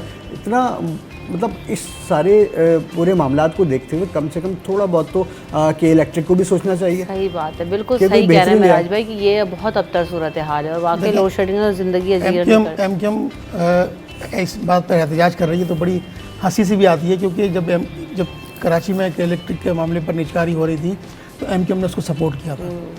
آج ایم کیو ایم مجھے بتایا, ایم کیو ایم کے لوگ رہنما مجھے بتائیں کہ وہ ایم کیو ایم کس بات پر احتجاج کر رہے ہیں. ایم کیو ایم اس بات پر اب احتجاج کر رہی ہے کیونکہ اب ان کو شرمندگی محسوس ہو رہی ہے کہ جب وہ عوام میں جاتے ہیں تو ان کو وہ ریٹیلیٹ جواب ملتا ہے کہ آپ اس کے الیکٹرک کی نجکاری میں موجود تھے. کراچی کے الیکٹرک سپلائی کے اندر جو آپ نے عوام کے ساتھ دشمنی کا معاملہ کیا ہے عوام سے, یہ عوام دوست مطالبہ نہیں تھا, یہ عوام دشمن مطالبہ تھا جو کہ الیکٹرک کی صورت میں عوام کے سامنے آیا. کراچی کے شہری اس وقت اتنے بلبلائے ہوئے, ایسا نہ ہو کہ کراچی کے شہری کہ الیکٹرک کے دفتر کے اوپر جا کے حملے شروع کر دیں. جب وہ حملے کریں گے تو ان پر مقدمات درج ہوں گے. جو یہ کہ الیکٹرک ہر 18 گھنٹے کا لوگوں پر بم برسا رہا ہے لوڈ شیڈنگ کی صورت میں, ہم بتائیں یہ کون جواب دے گا اس کا؟ جب یہ نیپرا اور ان کا جو گٹھ جوڑ بیٹھتا ہے, یہ نیپرا اس بات پہ کیوں نوٹس نہیں لیتا کہ آپ 18 گھنٹے کی لوڈ شیڈنگ کرتے ہیں؟ نیپرا اور کے الیکٹرک کا گٹھ جوڑ یہ ہے کہ فیول ایڈجسٹمنٹ کی مد میں ہر 2 مہینے بعد فیول ایڈجسٹمنٹ کی مد میں جو وہ چارجز بڑھا دیتے ہیں, لائن لاسز کے چارجز بڑھاتے ہیں. ایون کے بل کے پیچھے اگر آپ دیکھیں تو بہت ساری لمبی فہرست ہے جو کے الیکٹرک آپ سے اور مجھ سے وصول کرتا ہے کہ ان کے ڈریس کی چارجز بھی ہم دیتے ہیں, لائن لاسز کے چارجز بھی ہم دیتے ہیں, فیول ایڈجسٹمنٹ کی مد میں بھی چارجز آپ اور میں دیتے ہیں. تو اور پھر 18 گھنٹے کی لوڈ شیڈنگ بھی عام شہری برداشت کرتا ہے. اس کے علاوہ کراچی سمیت سندھ بھر میں آپ یقین کریں کہ نوابشاہ کی صورتحال میں آپ کو بتاؤں, نوابشاہ میں 18 گھنٹے کی لوڈ شیڈنگ ہے, میرپور خاص میں بھی جو ہے 12 سے 14 گھنٹے کی لوڈ شیڈنگ ہے, سکھر میں بھی لوڈ شیڈنگ ہے. ہمارے یہاں پر پاور جنریشن کا اتنا بڑا ایشو ہے کہ پاکستان کے دیگر صوبوں میں نہیں ہے. تو اس کے علاوہ ہم اب واحد وہ صوبہ ہے جو 70% 60% ریونیو جنریٹ کر کے فیڈرل گورنمنٹ کو دیتا ہے. تو یہ ایک اس میں سندھ کے شہریوں کے ساتھ تو میں سمجھتا ہوں بڑی زیادتی ہے کہ فیڈرل گورنمنٹ اس پر نوٹس نہیں لیتی. میں یہی اس طرف اور ایم کیو ایم کس بات کا نوٹس کا مطالبہ کر رہی ہے جب کچھ صوبے میں بھی وہ شراکت داری ہوتی ہے ان کی ہر سطح کی گورنمنٹ میں, فیڈرل میں بھی شراکت داری ہوتی ہے, اس پر وہ احتجاج کیوں نہیں کرتے, کیوں مستعفی نہیں ہوتے؟ نہیں بات پھر یہ بھی نا, اب ایم کیو ایم کا آپ نے بات کی بالکل بجا. اب شرجیل نام میمن صاحب بھی جو کہہ رہے ہیں کہ وفاقی وزیر نوٹس لے, بھائی کیوں نہیں کر پاتے آپ لوگ, کیوں ان چیزوں کو ایڈریس نہیں کروا پاتے جب حکومتیں بنا رہے ہوتے ہیں, جب نیگوشیشنز کیوں صرف منسٹریز پہ بات ہو رہی ہوتی ہے یا جو ہے نا سیٹ ایڈجسٹمنٹس ہو رہی ہوتی ہیں, کیوں کور ایشوز کو حل نہیں کرانے پہ بات نہیں ہوتی. ان چیزوں پر جب آپ حکومت بنائیں گے تب عوامی مسائل بھی حل ہوں گے اور حکومتوں کی مقبولیت میں یا جماعتوں کی مقبولیت میں بھی اضافہ ہوگا. یہ بات کہہ کے تھک گئے لیکن نہیں سمجھ پاتے. بہرحال یہاں پر میرے پاس پروگرام کا وقت ختم ہو گیا ہے. جاتے جاتے معراج بھائی آپ کو ہم سب کی طرف سے, پوری سٹی ایٹ 10 کی ٹیم کی طرف سے, CNN فیملی کی طرف سے جو ہے نا وہ حج کی بہت زیادہ مبارکباد. تو اللہ تعالیٰ آپ کا سفر آسان کرے. تیاریاں آپ کی پوری ہو گئی ہیں, کب جا رہے ہیں آپ؟ 28 تاریخ کو.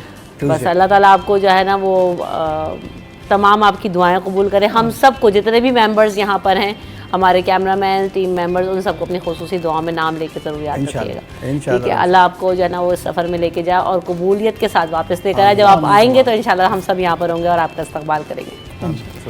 ٹھیک ہے, تھینک یو سو مچ خورشید بھائی, آپ نے بھی وقت دیا. معراج بھائی آپ کا بھی شکریہ. ہم یہاں پہ وقفے کی طرف بڑھیں گے, وقفے کے بعد حاضر ہوں گے.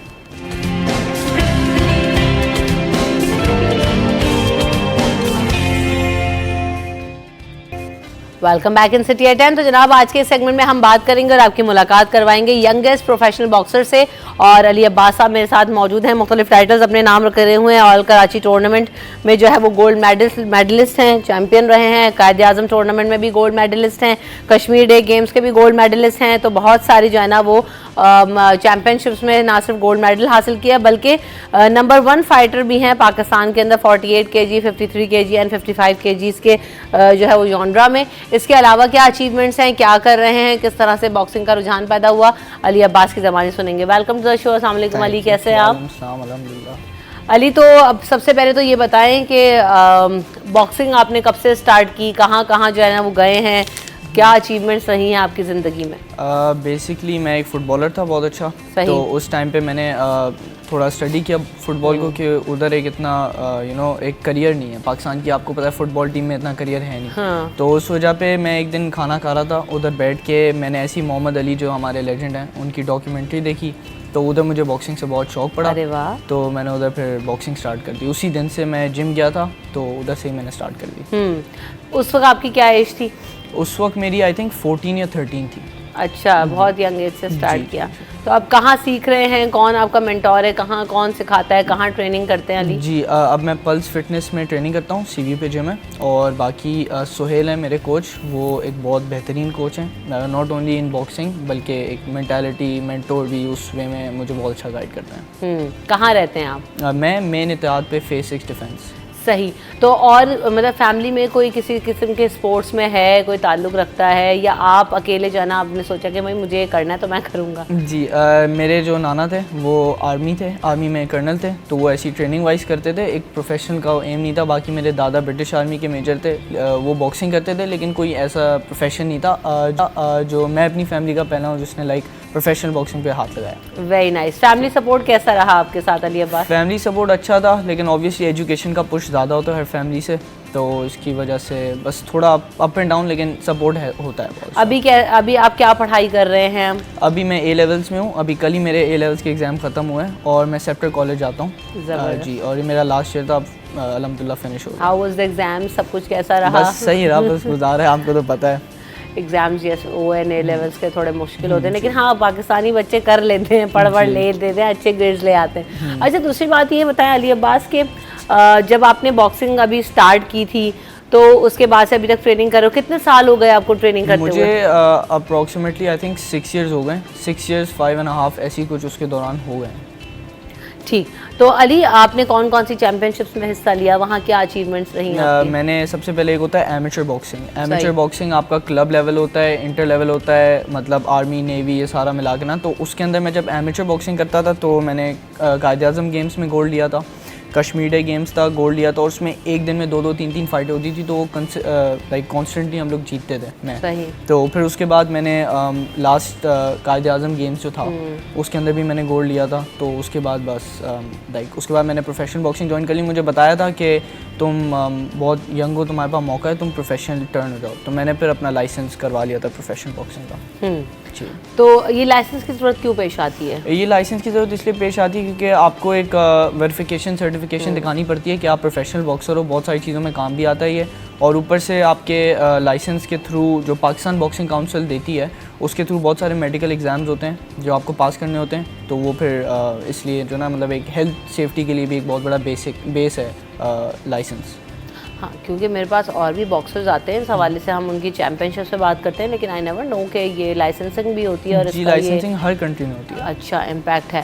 تو اوور آل جو ہے آپ لائسنس بن گیا آپ کے پاس؟ جی جی ٹھیک. تو یہ بتائیں ابھی آگے کیا جو ہے نا وہ فیوچر پلانز ہیں, کیا گولز ہیں باکسنگ کو لے کے, جو ہے وہ کس طرح سے آپ نے آگے کنٹینیو کرنا ہے, سوچا یا چھوڑ دیں گے؟ نہیں بالکل, یہ میں آپ کے شو پہ آگے فرسٹ ٹائم اناؤنس کروں کسی شو پہ آ کے. میں نے ایون سوشل میڈیا تک پہ بھی اناؤنس نہیں کیا. میں اگست کے اندر first time as a youngest Pakistani boxer, کیونکہ آپ نے جیسا کہ آپ نے کہا کہ آپ نے باقی باکسر بلائے ہیں, وہ سارے تھائی لینڈ دبئی ٹورز مارتے ہیں, وہ سارے 26, 27, 28 کے ہوتے ہیں. میں as a Pakistani of 19 years of age میں فرسٹ ٹائم تھائی لینڈ میں جا کے فائٹ کروں گا انڈیا یا تھائی لینڈ کے خلاف. وہ پوسٹر انشاءاللہ تقریباً ایک آدھ مہینے میں آ جائے گا. اچھا, اس کی تیاری کیسی چل رہی ہے؟ جی بہترین چل رہی ہے. بس آپ کو پتہ ہے ایگزام ٹکر مار رہے تھے تو وہ اب چلے گئے. اب بس منڈے سے میرا ٹریننگ کیمپ شروع ہوگا جس کے اندر آپ مطلب سب بند ہو جاتے ہو, سارے فرینڈس کٹ آف ہو جاتے ہیں, اور صرف 3 ٹائم ٹریننگ چلتی ہے. 3 ٹائمز. اور کتنے گھنٹے ٹرین کرتے ہیں؟ 2 گھنٹے ہوتے ہیں, تو سارا دن ملا کے 6 گھنٹے. اور پھر جب آپ گھر بھی آتے ہو, جب آپ لائک اپنا میل پورا کر رہے ہوتے ہو, تو آپ بیٹھ کے فائٹس دیکھتے ہو, اینالائز کرتے ہو تھوڑا ٹیکنیک ویکنیک اور یہ سب. اچھا, باکسنگ کے اندر ظاہر سی بات ہے ہم لوگ تو اس کو سمجھ رہے ہوتے ہیں کہ ابھی سامنے جو نان ٹیکنیکل لوگ ہیں یہ لڑائی ہو رہی ہے. اب اس میں ٹیکنیک کتنی میٹر کرتی ہے, اور کیا اس میں بھی جدت آ گئی ہے؟ جیسے ہر کھیل کے اندر جدت آ گئی ہے, ماڈیفیکیشنز ہو گئی ہیں تھرو آؤٹ دا ٹائم. تو اب اس میں آپ نے جیسے بتایا کہ یو اسٹارٹڈ فرام دا علی صاحب کی ڈاکومنٹری سے لے کر اب آج آپ یہاں پر ہو, کتنا چینج نظر آ رہا ہے علی عباس اوور آل باکسنگ کے اندر؟ باکسنگ پاکستان کے اندر کافی بہتر ہو رہی ہے. اور جہاں تک بات ہے ٹیکنیک کی, آئی تھنک ٹیکنیک لیک کرتی ہے پاکستان میں, کیونکہ آپ کو ادھر اتنے ٹیکنیکل باکسر نہیں ملیں گے. میں اپنا پورا ایمیچر باکسنگ کریئر لیاری میں کھیلا ہے میں نے فائٹس, تو لیاری کے اندر آپ بہت اچھے باکسر ہیں ماشاءاللہ, بہت لیول کا, لیکن ٹیکنیک ہمیشہ سے پاکستان کا ایک جوڑ رہی ہے, جس وجہ سے ہمارے اچھے انڈیفیٹڈ باکسرز انٹرنیشنل میں جا کے ہارے ہیں, کیونکہ ان کے سامنے UK کے باکسر آئے ہیں, کیوبا کے باکسر آئے ہیں, تو اس کی وجہ سے وہ ٹیکنیک وائز لیک کر جاتے ہیں. تو علی آپ کی ٹیکنیک پہ سب سے زیادہ کام کون کرتا ہے؟ انٹرنیٹ کی مدد بھی لیتے ہیں؟ آپ نے جسے بتایا کہ آپ زیادہ تر جب میل بھی لے رہے ہو تو آپ وہ فائٹس دیکھ رہے ہو, تو اس سے بھی آپ کو جو ہے وہ ملتی ہیں ٹپس؟ G for sure. اور مینلی میرے کوچ وہ بہت ایک ایکسپیرینسڈ کوچ ہیں جو بہت ہائی لیول پہ مطلب ٹریننگ کراتے ہیں, تو اس وجہ سے مجھے ٹیکنیک کا بہت ایڈوانٹیج ملتا ہے. پھر ہمارے اسپارنگ پارٹنرز بھی ہوتے ہیں. اسپارنگ پارٹنرز مطلب کہ آپ ٹریننگ کے اندر فائٹ کرتے ہو, مطلب لیکن ٹریننگ کے دوران, تو ادھر بس فائٹس ہوتی ہیں, بہت زیادہ ٹیکنیک وغیرہ ہوتا ہے, تو اس سے سیکھ جاتے ہیں. ٹھیک. اچھا, مجھے یہ بھی بتائیے گا علی کہ ہمارے جیسے آپ نے لیاری کا ذکر کیا, بہت سارے بچوں کو میں نے بہت کلوزلی دیکھا, بہت فینٹاسٹک باکسرز ہیں, کئی پلیٹ فارم پہ بھی جا چکے ہیں, لیکن پھر کیا میں ان دی اینڈ دیکھتی ہوں کہ زندگی میں بہت اسٹرگل کر رہے ہیں, اور پھر ان کو اپنے معاش کے لیے, اپنے لائف اسٹائل کو بہتر کرنے کے لیے سب کچھ چھوڑنا پڑتا ہے. آپ باکسنگ کو ایز اے کریئر لینا چاہتے ہو, ایز پیشن ہے, ایز شوق ہے, کیا ہے یہ, اور آگے اپنے آپ کو ان باکسنگ آپ کہاں دیکھ رہے ہو, یا لائف میں آپ کا کیا پلان ہے آگے؟ میرا پلان یہ ہے کہ باکسنگ نہیں تو میں نہیں, مطلب میں ایسا ایم سے چلتا ہوں کہ مجھے باکسنگ کے علاوہ کچھ بھی نہیں چاہیے, کوئی جاب, کوئی کچھ بھی نہیں, کوئی بزنس, کچھ بھی نہیں, مجھے صرف باکسنگ چاہیے. میں باکسنگ ایڈکٹ ہوں بہت زیادہ, 7 سال سے کر رہا ہوں, 6 سال 6.5 سال. تو اس میں نا میرا باکسنگ میں اتنا وہ ہے کہ بس میں باکسنگ کے علاوہ میں ایک دن ٹریننگ نہ کروں نا, تو جب میں رات کو سو رہا ہوتا ہوں تو میرے پاؤں میں جو نا ایک انرجیٹک فیلنگ آتی ہے, اور مطلب سویا نہیں جاتا. مجھے ٹریننگ کرنا, فائٹ کرنا بہت ضروری ہے. اب وہ لائف اسٹائل کا حصہ بن چکا ہے. جی, تو گھر والے جب یہ پیشن دیکھتے ہیں تو ان کا کیا رسپانس ہے؟ کیونکہ ظاہر ہے ماں باپ تو چاہتے ہیں بچوں کا فیوچر ہر طرح سے سیکیور ہو, ہمارے یہاں انفارچونیٹلی جو ہے نا اتنا زیادہ رجحان نظر نہیں آتا. بس پیرنٹس کا یہی ہے کہ جو میری مدر ہیں وہ سپورٹیو ہیں, لیکن آبویسلی وہ فائٹس دیکھ نہیں پاتی میری, اور جب میں کبھی کبھی ٹریننگ سے گھر آتا ہوں تو میرے منہ پہ یہاں نشان ہوتے ہیں, تو اس کی وجہ سے تھوڑا سا وہ ہو جاتی ہیں, لیکن ان کو پتہ ہے باکسنگ سے بہت فائدہ ہے. مطلب باکسنگ سے آپ, کیونکہ باقی سارے بچے آپ کو پتہ ہے اسٹریٹ میں ڈرگز وغیرہ ان چیزوں میں تھوڑا انوالوڈ ہیں, تو باکسنگ آپ کو ایک الگ سائڈ پہ رکھتی ہے, ہیلدی رکھتی ہے.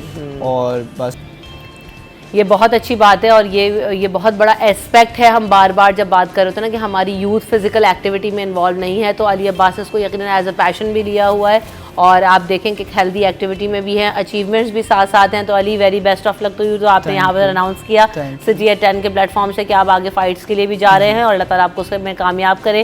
جب آپ وہاں سے جیت کر آئے, میڈل لے کر آئے, تب ہم آپ کو دوبارہ ضرور انوائٹ کریں گے. Thank you so much Ali for your time. ہم یہاں پہ وقفے کی طرف بڑھیں گے, لیکن وقفے پہ جانے سے پہلے ہم جو ہمارے ٹیم ممبر ہیں ارکم, ان کو بہت زیادہ برتھ ڈے وش کریں گے.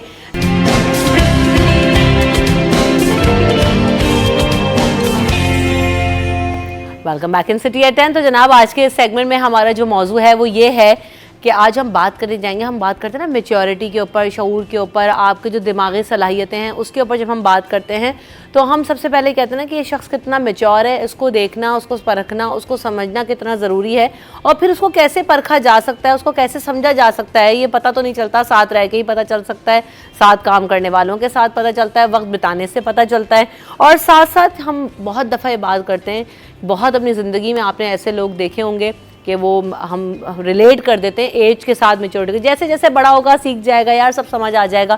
تو کیا جو میچورٹی ہے یہ صرف ایج کے ساتھ آتی ہے, یا تجربوں کے ساتھ آتی ہے, یا یہ آپ کی جو ہے تربیت کے ساتھ آتی ہے؟ ان تمام چیزوں کو آج ہم سمجھنے کی کوشش کریں گے. اور پھر یہ کہ جو آپ کی زندگی کے اندر لائف ایکسپیرینسز ہوتے ہیں, وہ آپ کی گروتھ کے اندر, وہ آپ کے دماغی گروتھ ہو, پرسنل گروتھ ہو, کریئر گروتھ ہو, ان تمام چیزوں کے اوپر کتنا حد تک افیکٹو ہوتی ہے, کتنی میٹر کرتی ہے, ان تمام چیزوں پر آج ہم بات کریں گے. ویلکم کرتے ہیں اپنے مہمانوں کو شو میں. اسپیشلسٹ ہیں ہمارے پاس ان تمام موضوعات پہ بولنے کے لیے. عمران یوسف صاحب میرے ساتھ موجود ہیں. السلام علیکم عمران بھائی, کیسے ہیں آپ؟ Welcome to the show. Thank you بیٹا. مزاج بخیر؟ الحمدللہ الحمدللہ. ساتھ ساتھ جو ہے وہ رانا ہیرا بھی ہمارے ساتھ ہیں, آپ سائیکالوجسٹ ہیں. ویلکم ٹو دی شو رانا, کیسی ہیں آپ؟ ٹھیک ہوں. All good. All good. تو عمران بھائی, جیسے کہ میں نے ابھی سٹارٹ کہا, اور ہم عموماً ہمارے یہاں خاص طور پہ پاکستان میں, انڈیا میں یہ رواج ہے, ہم سمجھتے ہیں پیرنٹنگ میں بھی ایک رول ہے, یار ابھی تو اس کی عمر ہی کیا ہے, بڑا ہوگا 28-29 سال میں بھی بچوں کو یہ کہہ رہے ہیں کہ ابھی بڑا ہوگا تو سیکھ جائے گا, میچور نہیں ہے. تو یہ جو میچورٹی ہے وہ ایج کے ساتھ ہی آتی ہے, یا ایکسپیرینسز کے ساتھ, کس طرح سے جو ہے نا وہ میچور ہوتا ہے انسان؟ بسم اللہ الرحمن الرحیم. اللہم انی اسألک علما نافعا. اللہ تبارک و تعالی ہم کو وہ علم عطا فرما جو نفع بخش ہو. بے شک. ہم جب اپنی نفسیات کے اندر ذہانت کو چیک کرتے ہیں تو ہم آئی کیو ٹیسٹ کرتے ہیں, اور اس آئی کیو ٹیسٹ سے یہ بتاتے ہیں کہ جو اس کی جو ذہانت ہے اس کی فزیکل ایج سے مطابقت رکھتی ہے یا نہیں رکھتی ہے.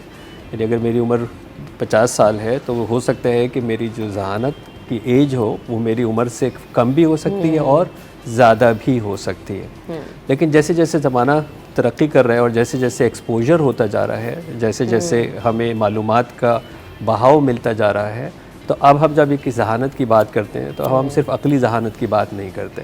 اب ہم کہتے ہیں کہ جی اس کی سوشل انٹیلیجنس کتنی ہے, یعنی اس کی جو معاشرتی جو ذہانت ہے وہ کتنی ہے. پھر ہم چیک کرتے ہیں کہ اس کی ایموشنل انٹیلیجنس کتنی ہے, اس کی جذباتی ذہانت جو ہے وہ کتنی ہے. اور بلکہ جب ہم مزید اگر ہم بچوں کے اوپر فردر جو ہے وہ ڈاؤن کرتے ہیں تو ہم تو ریلیشنل ایج بھی نکالتے ہیں کہ جی اس کے جو ریلیشن شپس ہیں اس کے حساب سے اس کی عمر سے مطابقت رکھتی ہے یا نہیں رکھتی ہے. اور پھر ہم ساری ذہانتوں کو لے کے بتاتے ہیں کہ اس کی ذہانت کتنی ہے, یہ کتنا ذہین ہے, اس کے اندر کتنی وزڈم ہے, یہ اس کے اندر کتنی جو ہے وہ سمجھ ہے, بوجھ ہے, جو بھی آپ اس کس طرح کے نام لیں. تو یہ بات تو طے ہے کہ کچھ پارٹس ایسے ہیں کہ جو کہ عمر کے حساب سے ڈیولپ ہوتے ہیں. فار ایگزامپل میرے جو لاجک ہے اور یہ میرے جو ماتھے کا جو سامنے کا حصہ ہے, ہم اس کو پری فرنٹل کارٹیکس کہتے ہیں, اس کی ڈیولپمنٹ ہی 10 سال کے بعد ہوتی ہے. تو وہ برین کا حصہ بنا ہی نہیں ہے, تو انڈرسٹوڈ والی ذہانت وہاں پہ لینڈ ابھی نہیں کرے گی اس لیول کے اوپر. بٹ سملرلی جب ایک ایجڈ شخص ہو جاتا ہے تو اس کی یہ والی ذہانت معدوم بھی ہونی شروع ہو جاتی ہے. قرآن پاک کہتا ہے کہ بچہ اور بوڑھا جو ہے وہ عقلی طور کے اوپر برابر ہو جاتے ہیں. دیکھیں اس میں کوئی دو رائے نہیں ہو سکتی کہ جو بھی میری جو ٹاپک کے حساب سے جو بھی میری سمجھ آئے گی اس کے ساتھ تجربہ شرط ہے. صحیح. اس کے ساتھ ایکسپوجر شرط ہے. ایک چھوٹی سی ایگزامپل بتاتا ہوں. میرے فادر جو ہے انہوں نے, ہم لوگ دہلی سے تھے, انہوں نے ہجرت کی, دہلی سے جو ہے وہ پاکستان آ گئے. اب 85 ایئرس کے تھے جب وہ ان کا انتقال ہوا, اللہ تبارک و تعالیٰ غریق رحمت کرے. اور میں نے اپنے گزشتہ 30 سال کے اندر اتنا سفر کیا ہے کہ شاید ہی کوئی ایسا ملک ہو جو مجھے اب یاد نہیں ہے کہ میں جہاں نہیں گیا ہوں. اب کوئی مجھ سے پوچھے گا کہ آپ کہاں گئے, وہ نہیں بتا سکتا. جہاں نہیں گیا ہوں شاید وہ ڈھونڈ لوں کہ شاید میں وہاں نہیں گیا ہوں. اب اگر کسی کو پوچھنا ہو سفر کے بارے میں, کسی کو معلوم کرنا ہو جغرافیہ کے بارے میں, کسی کو یہ چیز معلوم کرنی ہو, اور میرے والد صاحب میرے برابر میں بیٹھے ہوں, تو کون صحیح جواب دے گا؟ آپ. ایسا ہی ہے نا, جبکہ عمر کے اندر کتنا فرق ہوگا, تجربے میں بھی ہو سکتا ہے بہت بڑا جو ہے فرق ہو. تو یہ ضروری ہے کہ ایکسپوجر اور معلومات. دیکھیں ایکسپوجر تو یہ ہوتا ہے کہ سارا جو ہے وہ دن مارا پھرتا رہا, لیکن اسے سیکھا کیا؟ ایسے ہی نا, سارا دن اگر وہ مارا پھرتا رہا, سارا دن کلاس میں بیٹھا رہا.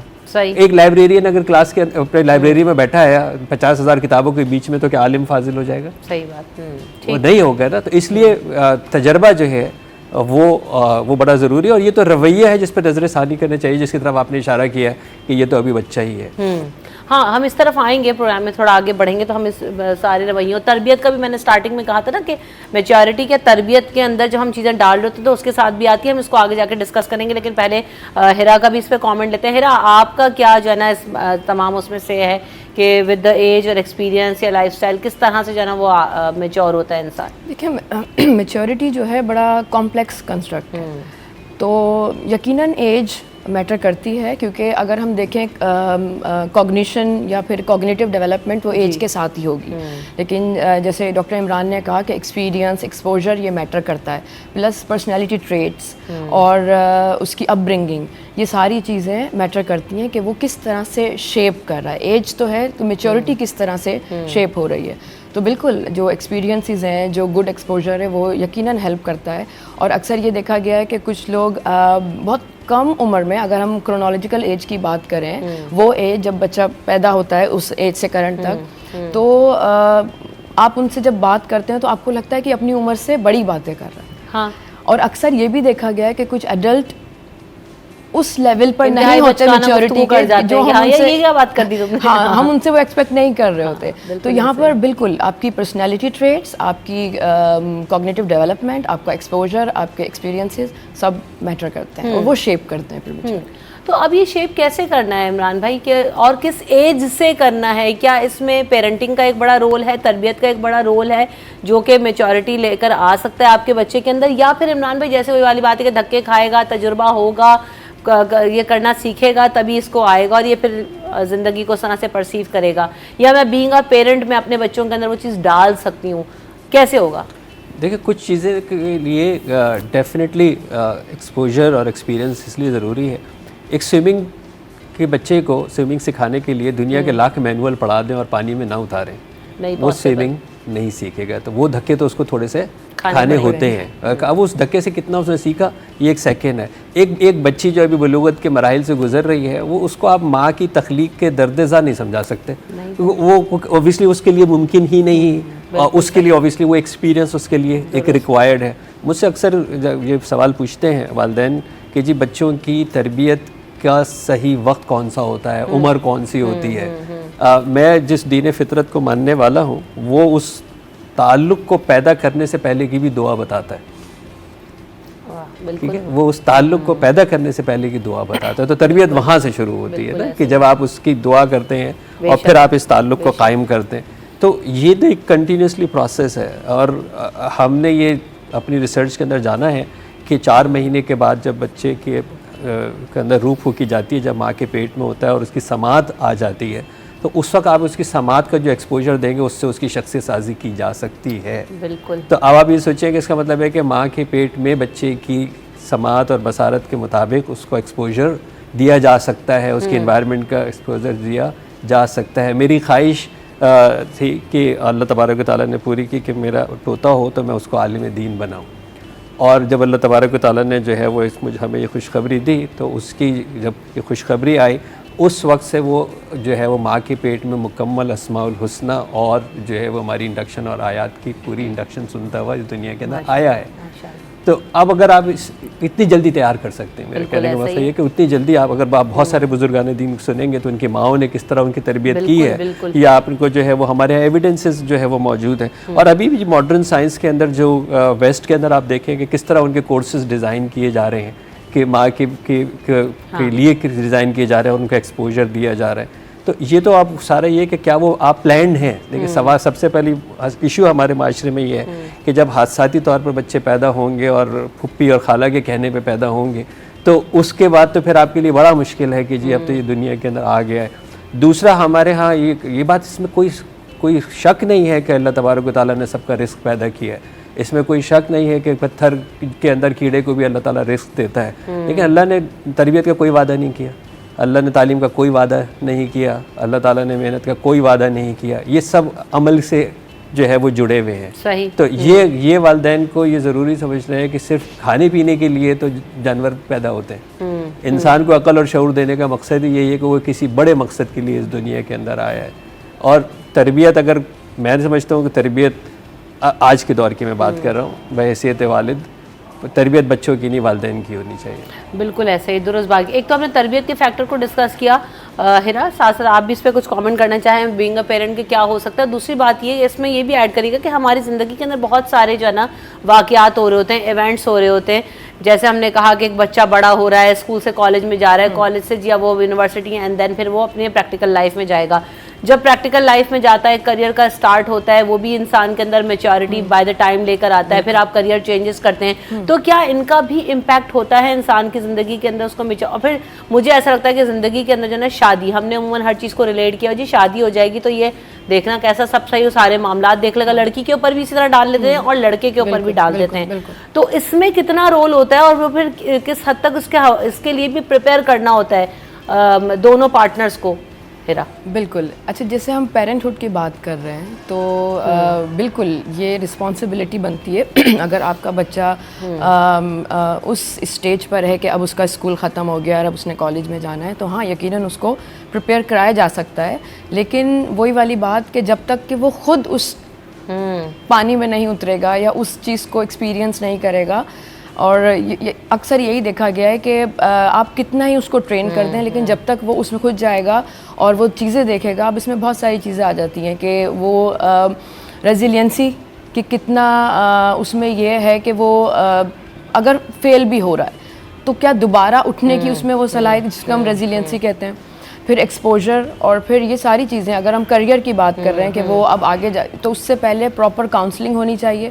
ایسا نہیں ہے کہ کیونکہ میرے پیرنٹس نے کہا تھا میں یہ بن جاؤں تو کیونکہ لیکن مجھے پسند نہیں. اکثر بھی یہ دیکھا گیا ہے کہ پیرنٹ جو خود کچھ نہیں اچیو کر پاتے یا کسی فیلڈ میں تو وہ چاہتے ہیں کہ ہمارے بچے ہماری اس خواہش کو آگے پہنچائیں. تو آگے جا کے دیکھا گیا ہے کہ بچے اس طرح سے وہ فیل ہی نہیں کر رہے ہوتے کہ ہم کچھ اچیو کر رہے ہیں کیونکہ ان کا رجحان اور وہ ساری چیزیں.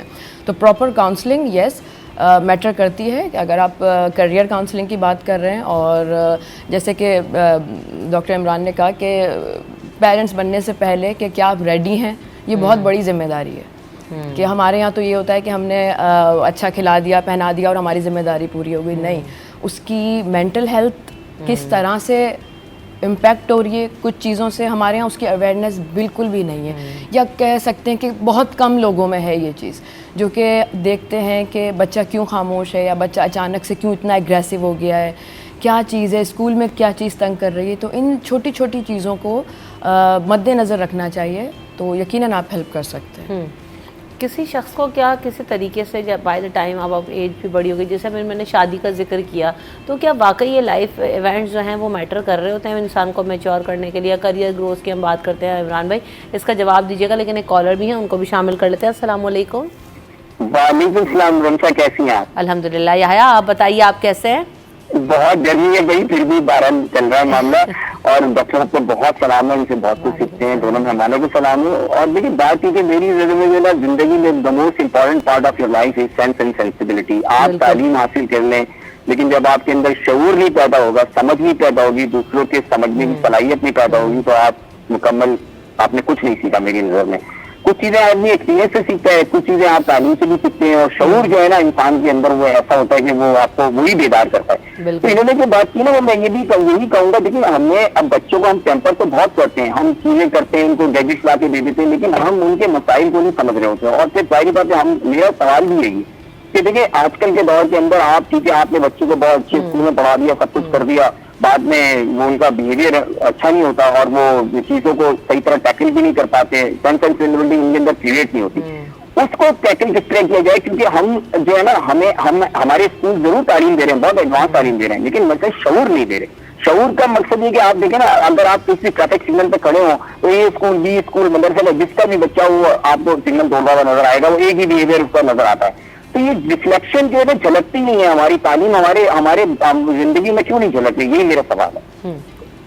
अच्छा, ये तो तालीम से रिलेट करें, लेकिन मुझे ऐसा लगता है कि यहाँ ये मसला जो है ना वो हमारी फिर वही तरबियत में आ जाता है। ट्रैफिक सिग्नल में red green and yellow light सबने सिखाया है, स्कूल में भी पढ़ा है, बचपन से पोएम्स में भी पढ़ते आ रहे हैं, लेकिन वही वाली बात है जब बड़े हो रहे हैं तो तोड़ के भाग रहे हैं। तो ये हमारे अपने अंदर बिहेवियर में भी बहुत सारे इशूज़ हैं, और जो समाजी सतह पे हम कहते हैं ना कि हमारे बड़े मसले मसाइल हैं, तो वो ये उसकी वजह से भी हमें शायद नज़र आते हैं। लेकिन बहरहाल आपके सवाल का जवाब ज़रूर इमरान भाई से भी लेंगे, मेरे सवाल का जवाब भी देंगे, लेकिन ब्रेक के बाद।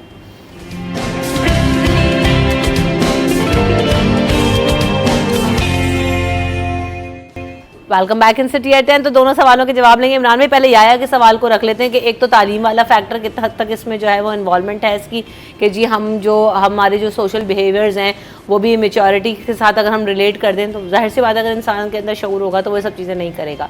तो आपकी नज़र में क्या स्कूल का फैक्टर इसमें है या हम अपनी ज़ाती तौर पर इन चीज़ों में लैग कर रहे होते हैं? बेटा एक बुनियादी सवाल ये है कि मैं आपको वही दे सकता हूँ जो मेरे पास है। जो मैं आपको इज्जत जब दे सकता हूँ जब मेरे अंदर इज्जत है, अदरवाइज मैं ना इज्जत दे नहीं सकता। इसी तरह माल हो गया, इसी तरह वक्त हो गया, जो मेरे पास होगा वही दे सकता हूँ ना। खाली बर्तन से तो मैं कुछ भी निकाल के नहीं दे सकता। ये अगर पहला सवाल था कि जी शऊर बच्चों में क्यों नहीं आ रहा, क्योंकि शऊर इधर है ही नहीं। जब शऊर पहले इधर आएगा तो उधर से वहाँ ट्रांसफ़र होगा ना, जहाँ जिनको देना है अगर उनमें ही शऊर नहीं है तो वहाँ क्या देंगे। दूसरी चीज़ ये है कि मैं तो बड़ा वोकल हूँ इस मामले में कि जनाब तरबियत, तालीम और दीन आउटसोर्स नहीं हो सकता।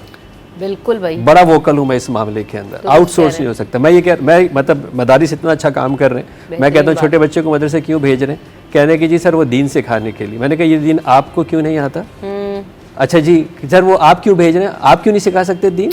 तो जी वो मुझे ही नहीं आता, तो किसको जाना चाहिए मदरसे? आपको, मुझे जाना चाहिए ना, बजाय इसके कि मैं उसको 3 साल के 4 साल के बच्चे को वहाँ पे जो है वो भेजूँ। इसी तरह स्कूल की बात हो गई, आप क्यों भेज रहे हैं? जब तक हम इस माइंडसेट से नहीं निकलेंगे कि हम आउटसोर्स कर दें ये दीन, मौलवी साहब जो एजुकेशन स्कूल, ये मैकेनिक की शॉप नहीं है कि जहाँ, अब मैं तो मानता ही नहीं हूँ कि पैसे दे के कोई तरबियत करेगा। पैसे लेके वो इतना मुखलिस नहीं हो सकता, मैं इस बात को मानता ही नहीं हूँ। अगर कोई कहता है कि जी माँ बाप से ज़्यादा कोई दूसरा मुखलिस होगा तो ये माँ बाप की गलत फहमी है। तो जब तक हम इस माइंडसेट से नहीं निकलेंगे कि भैया ये बच्चों ने कॉपी करना है, और कॉपी करने के लिए सबसे ज़्यादा वक्त माँ बाप है जिनको वो कॉपी करेगा, वहाँ चंद घंटे के लिए जाएगा और वहाँ पे जाके वो कॉपी कर रहा है और आपको यही नहीं पता कि वो क्या कॉपी कर रहा है। तो जब तक हम इस वाले माइंडसेट से नहीं निकलेंगे कि ये मेरी जिम्मेदारी है और दुनिया और आखिरत के अंदर मैं इसका जवाबदेह हूँ, जब तक ये अकाउंटेबिलिटी नहीं आएगी ना कि मैं इसका जवाबदेह हूँ, जब तक फिर हम चाहे बड़े से बड़ा स्कूल ले लें, बड़े से बड़े, और हम ये समझते हैं कि बड़े स्कूल बड़ी फीस का मतलब जो है वो हाई स्टैंडर्ड है। हम तो दुनिया के अंदर जानते हैं कि मैं तो जब वापस आया हूँ कनाडा से, तो मेरा घर जहाँ पे था क्लिफ्टन डिप्लोमेट ब्लॉक में, तो मेरे बराबर में वो स्कूल था जहाँ पे लाइनें लगती थी, और मैं being a diplomat, being a foreign citizen, being a multinational owner, मेरे लिए वॉक इन था वो। मैंने तो नहीं भेजा अपने बच्चे को वहाँ, मैं तो वहाँ नहीं भेजा, क्योंकि मुझे मालूम था कि वहाँ कैरेक्टरिस्टिक तो होती ही नहीं है, वहाँ कैरेक्टर तो साजी होती ही नहीं है, टाइटल होता है और वो टाइटल मुझे चाहिए ही नहीं। तो ये वाली चीज़ जब तक हम इससे नहीं निकलेंगे कि हर जो है वो, आप बताएं आपके ख्याल में कराची के रोड के ऊपर मेजराटी चल सकती है? पोर्श चल सकती है? नहीं चल सकती, नहीं चल सकती ना। आप यहाँ से कोरंगी से निकल, इस कोरंगी रोड पे से आप मुझे रात को 11 बजे इस कोरंगी रोड पे से गुजार के दिखाते हैं उसको, तो समझदार आदमी क्या होगा, वही वाली गाड़ी लेगा ना जो यहाँ चल सकती है। बिल्कुल ऐसा ही। तो फिर अगर हम भी यही वाले फैसले बच्चे के हिसाब से करें, अपने सोशियो इकोनॉमिक के हिसाब से करें, अपने स्टैंडर्ड के हिसाब से करें, वो बच्चा ज़्यादा कामयाब होगा बजाय इसके कि हम जो ख्वाब देखते हैं झूठे, और उसके बाद फिर वो बच्चा किस तरह निकलता है। सही। अच्छा, दोनों से ही मेरा सवाल ये भी है, हेरा आप भी इस पर कॉमेंट कीजिएगा और इमरान भाई आप भी। एक तो हमने हर चीज़ को जो लिंक कर दिया है शादी के साथ, बहुत सारी ज़िंदगी के मामला, नशा करता है शादी करा दो ठीक हो जाएगा, جی دوسرے مسئلے مسائل ہیں, کام جاب نہیں کر پاتا, کنسسٹنٹ نہیں ہے زندگی میں, گول سیٹ نہیں کرتا, شادی کر دو عورت آ جائے گی ٹھیک ہو جائے گا. اسی طرح so does with the maturity. ہم سمجھتے ہیں اگر کوئی نہیں ہے یار معاملات نہیں سنبھالتا یا لائف کو سیریس نہیں لیتا, شادی کراؤ ٹھیک ہو جائے گا. تو میچورٹی کا بھی ایک اہم رول ہے کہ جب تک بندہ میچور نہ ہو شادی کرا دیں اور وہ چینج ہو جاتا ہے. دیکھیں وہی والی بات آ جاتی ہے کہ یہاں پر شعور لیک کر رہا ہے کہ ہر چیز کا حل شادی ہے. کہ اگر ہم دیکھتے ہیں کہ ہماری اس فیلڈ میں اگر ہم مینٹل ہیلتھ کی بات کریں تو اگر کسی کو ڈپریشن ہے یا انگزائٹی ہے یا اس طرح کے تو کہتے ہیں شادی کرا دو صحیح ہو جائے. ہاں بالکل ایسا ہی. تو یہاں سے آپ کو اندازہ آپ لگا سکتی ہیں کہ ہم کہاں پر ہیں ابھی. تو اویئرنیس کی تو بہت زیادہ ضرورت ہے اور شادی حل نہیں ہے. ہم نے تو یہی بنایا ہوا جی شادی ہر مسئلے کا حل ہے. کیونکہ دیکھیں نا جس سینیریو کی آپ بات کر رہے ہیں وہاں کرنے والا اور کرانے والا دونوں شدید گناہ گار ہیں. جس دن ہمیں یہ سمجھ میں آ جائے گا کہ یہ زیادتی کر رہے ہیں, یہ غلط کر رہے ہیں, ایک بالغ مرد اور ایک عورت کا کلی اختیار ہے دنیا کے قانون میں اور آخرت کے قانون میں کہ وہ فیصلہ کریں گے کہ ہمیں شادی کرنی ہے. اس کے لیے ایک بجائے ایک پوری شرائط ہے کہ کیا وہ جسمانی طور پر, ذہنی طور پر, عقلی طور پر, مالی طور پر اس حد تک قابل ہو گیا ہے کہ وہ شادی کر سکتا ہے, نہیں تو نہیں کر سکتا. آپ دیکھیں کہ یہ دین شادی کی ترغیب دیتا ہے, لازم نہیں کرتا. شادی کی ترغیب دیتا ہے, لازم نہیں کرتا. حضرت عیسیٰ علیہ السلام نے شادی نہیں کی, حضرت عیسیٰ علیہ السلام نے شادی نہیں کی کیونکہ ان کے لیے ایک بڑا پرپس اللہ تبارک و تعالیٰ نے جو ہے وہ منتخب کیا تھا. اسی طرح بلوغت کی عمر جو ہے وہ دین نے نہیں دی. وہ بتائے گا کہ جی ذہنی طور پر اور جسمانی طور پر جب بالغ ہوگا لڑکا اور لڑکی اور اس کے ٹیسٹ موجود ہیں. جیلم کی بچی اور تھر کی بچی ایک وقت میں بالغ نہیں ہوں گی کیونکہ ان کی انوائرمنٹ ڈیفرنٹ ہے, ان کی انوائرمنٹ ڈیفرنٹ ہے. اب اگر آپ یہ فکس کرنے کی کوشش کریں گے اور اس طرح کے معاملات جو ہے وہ کریں گے کہ جی وہ عقلی طور کے اوپر صحیح نہیں ہے, وہ ایک نشے کے اندر تو اس کو علاج کی ضرورت ہے. شادی کے علاج کیسے ہو سکتا ہے؟ اور پھر آپ اس کو لا کے اس کی زندگی خراب کریں گے, اس کے آنے والے بچوں کی زندگی خراب کریں گے. جو اس کے اندر شامل ہوں گے وہ سب گناہ گار ہوں گے. اور اس طرح کی بھی شادیاں میں تو کہتا ہوں کہ جی ایک شخص جو کوما کے اندر ہے, ایک شخص جو ہاسپٹل کے اندر ہے, ایک شخص جو اپنے بیچارے شعور کے اندر نہیں ہے, وہ اس وقت دنیا سے جو ہے وہ جا رہا ہے اور انہوں نے وہاں پہ دیکھا اور پھپھی نے ایک ہاتھ اس کا پکڑ کے دے دیا اور پھپھی نے بھی کتنا غلط کام کیا. اور ہم پر لازم نہیں ہے پھپھی کی اس بات کو ماننا. اب وہ کہہ رہی جی مرتے ہوئے کہہ گئی تھی. ارے بھائی مرتے وہ کیا کہہ گئی تھی, وہ تو اپنے شعور میں نہیں تھی نا. آپ تو شعور کے اندر ہے. شادی شعوری فیصلہ ہے کرنے والوں کا, کروانے والوں کا نہیں, کرنے والوں کا. پھر تو وہی والی بات ہے کہ یہاں پر مجھے ہماری سوسائٹی کے اندر کیا مطلب پیرنٹس کا میچورٹی لیول کم نظر آ رہا ہے. اس طرح 100% اس طرح مجھے یہ ریلیشن نظر آ رہا ہے کہ ہم بچوں کے اوپر بہت ساری چیزیں امپوز کر رہے ہیں اور وہ بچہ بھی جو ہے نا وہ کیونکہ پیرنٹس کے زیر اثر ہے, انڈیپینڈنسی اتنی نہیں ہے. اگر ہم ویسٹ میں جائیں تو ہم نے ہر طرح سے from the very young age دیکھا کہ بچوں کو انڈیپینڈنٹ کیا جاتا ہے تاکہ وہ بھی میچور ہو جائیں, اپنے معاملات کو دیکھ سکیں. تو آپ سمجھتی ہیں کہ ہمیں بڑوں کو بھی اپنے آپ پر کام کرنے کی, جیسے عمران بھائی نے کہا کہ بھائی تعلیم پہلے خود جاؤ, خود مدرسے سیکھو, خود دیکھو. تو ہم یہ بڑے بھی تو نہیں اس چیز کو انڈرسٹینڈ کریں نا. بڑے پھر وہی ریلیٹ کر رہے ہیں ایج کے, ہمیں زیادہ پتہ ہے, ہمارا تجربہ تم سے زیادہ ہے, ہوگا بھی, لیکن ہر چیز کے اندر ایک جیسی چیز اپلائی نہیں ہوتی ہے. اچھا یہ کلچر کی بھی بات ہوتی ہے. ہمارے یہاں یہ ہوتا ہے کہ اگر بچہ صحیح بھی بات کر رہا ہے نا تب بھی اکثر پیرنٹس دیکھے گئے کہ وہ ایکسیپٹ نہیں کرتے, وہ کہتے ہیں کہ یہ ہو ہی نہیں سکتا. اب اگر شادی کے فیصلوں کی بھی بات آ جاتی ہے, اگر ایک شخص انکار کر رہا ہے یا اپنی مرضی سے کہیں شادی کرنا چاہ رہا ہے تو پیرنٹس اس کو کہ یہ ہماری فرما برداری نہیں کر رہا, اس انسلٹ میں لے جاتے ہیں. تو وہ چیز کیا ہو رہی ہے کہ وہ جنریشن ٹو جنریشن پاس آن ہو رہی ہے کہ انہوں نے اس طرح دیکھا تھا تو اب اپنے بچوں پہ وہی سیم چیز کر رہے ہیں, اور آگے جا کے شاید اگر تو ایکسپوجر نہیں ہوا یا سیلف اویئرنیس نہیں ہوئی تو آگے جا کے بچے بھی یہی کریں گے. تو یقیناً اس چیز کا امپیکٹ پڑتا ہے کہ آپ اس کو کس طرح سے, اور آپ کے کلچر میں کیا چیز ہے. تو کلچرل ویلیوز بھی بڑا امپیکٹ رکھتی ہیں. اچھا اوور آل اب جو ہے نا زمانہ بھی بدل چکا ہے. پہلے کا وقت کچھ اور تھا, اب وقت کچھ اور ہے. پہلے کے بچوں کا ایکسپوجر کچھ اور تھا جو آج کے ماں باپ ہیں, اور اب کے جو بچے ہیں ان کا ایکسپوجر, جیسے بہت اسٹارٹنگ میں عمران بھائی نے بھی کہا تھا کہ ایکسپوجر کی بات ہے, تو ہم اس سے بھی بات کریں گے کہ پھر وہی اگر ہم پرانے لاز اپلائی کرتے ہیں آج کے بچوں کا, پھر وہ آگے جا کے انہوں نے بھی پیرنٹس بننا ہے, آگے جا کے جنریشنس کو گرو کرنا ہے, تو کیا سیم لاز اپلائی کریں گے تو کیا وہ چیزیں ہم کروا سکتے ہیں, ریپلیکیٹ ہو سکتی ہیں, یا وقت کے ساتھ ساتھ جب وقت بدلتا ہے, ایرا تبدیل ہوتا ہے, تو تقاضے بھی بدل جاتے ہیں. اس میں بڑوں کو سیکھنے کی کس حد تک ضرورت ہے, اس پر بات ہوگی آفٹر دس بریک.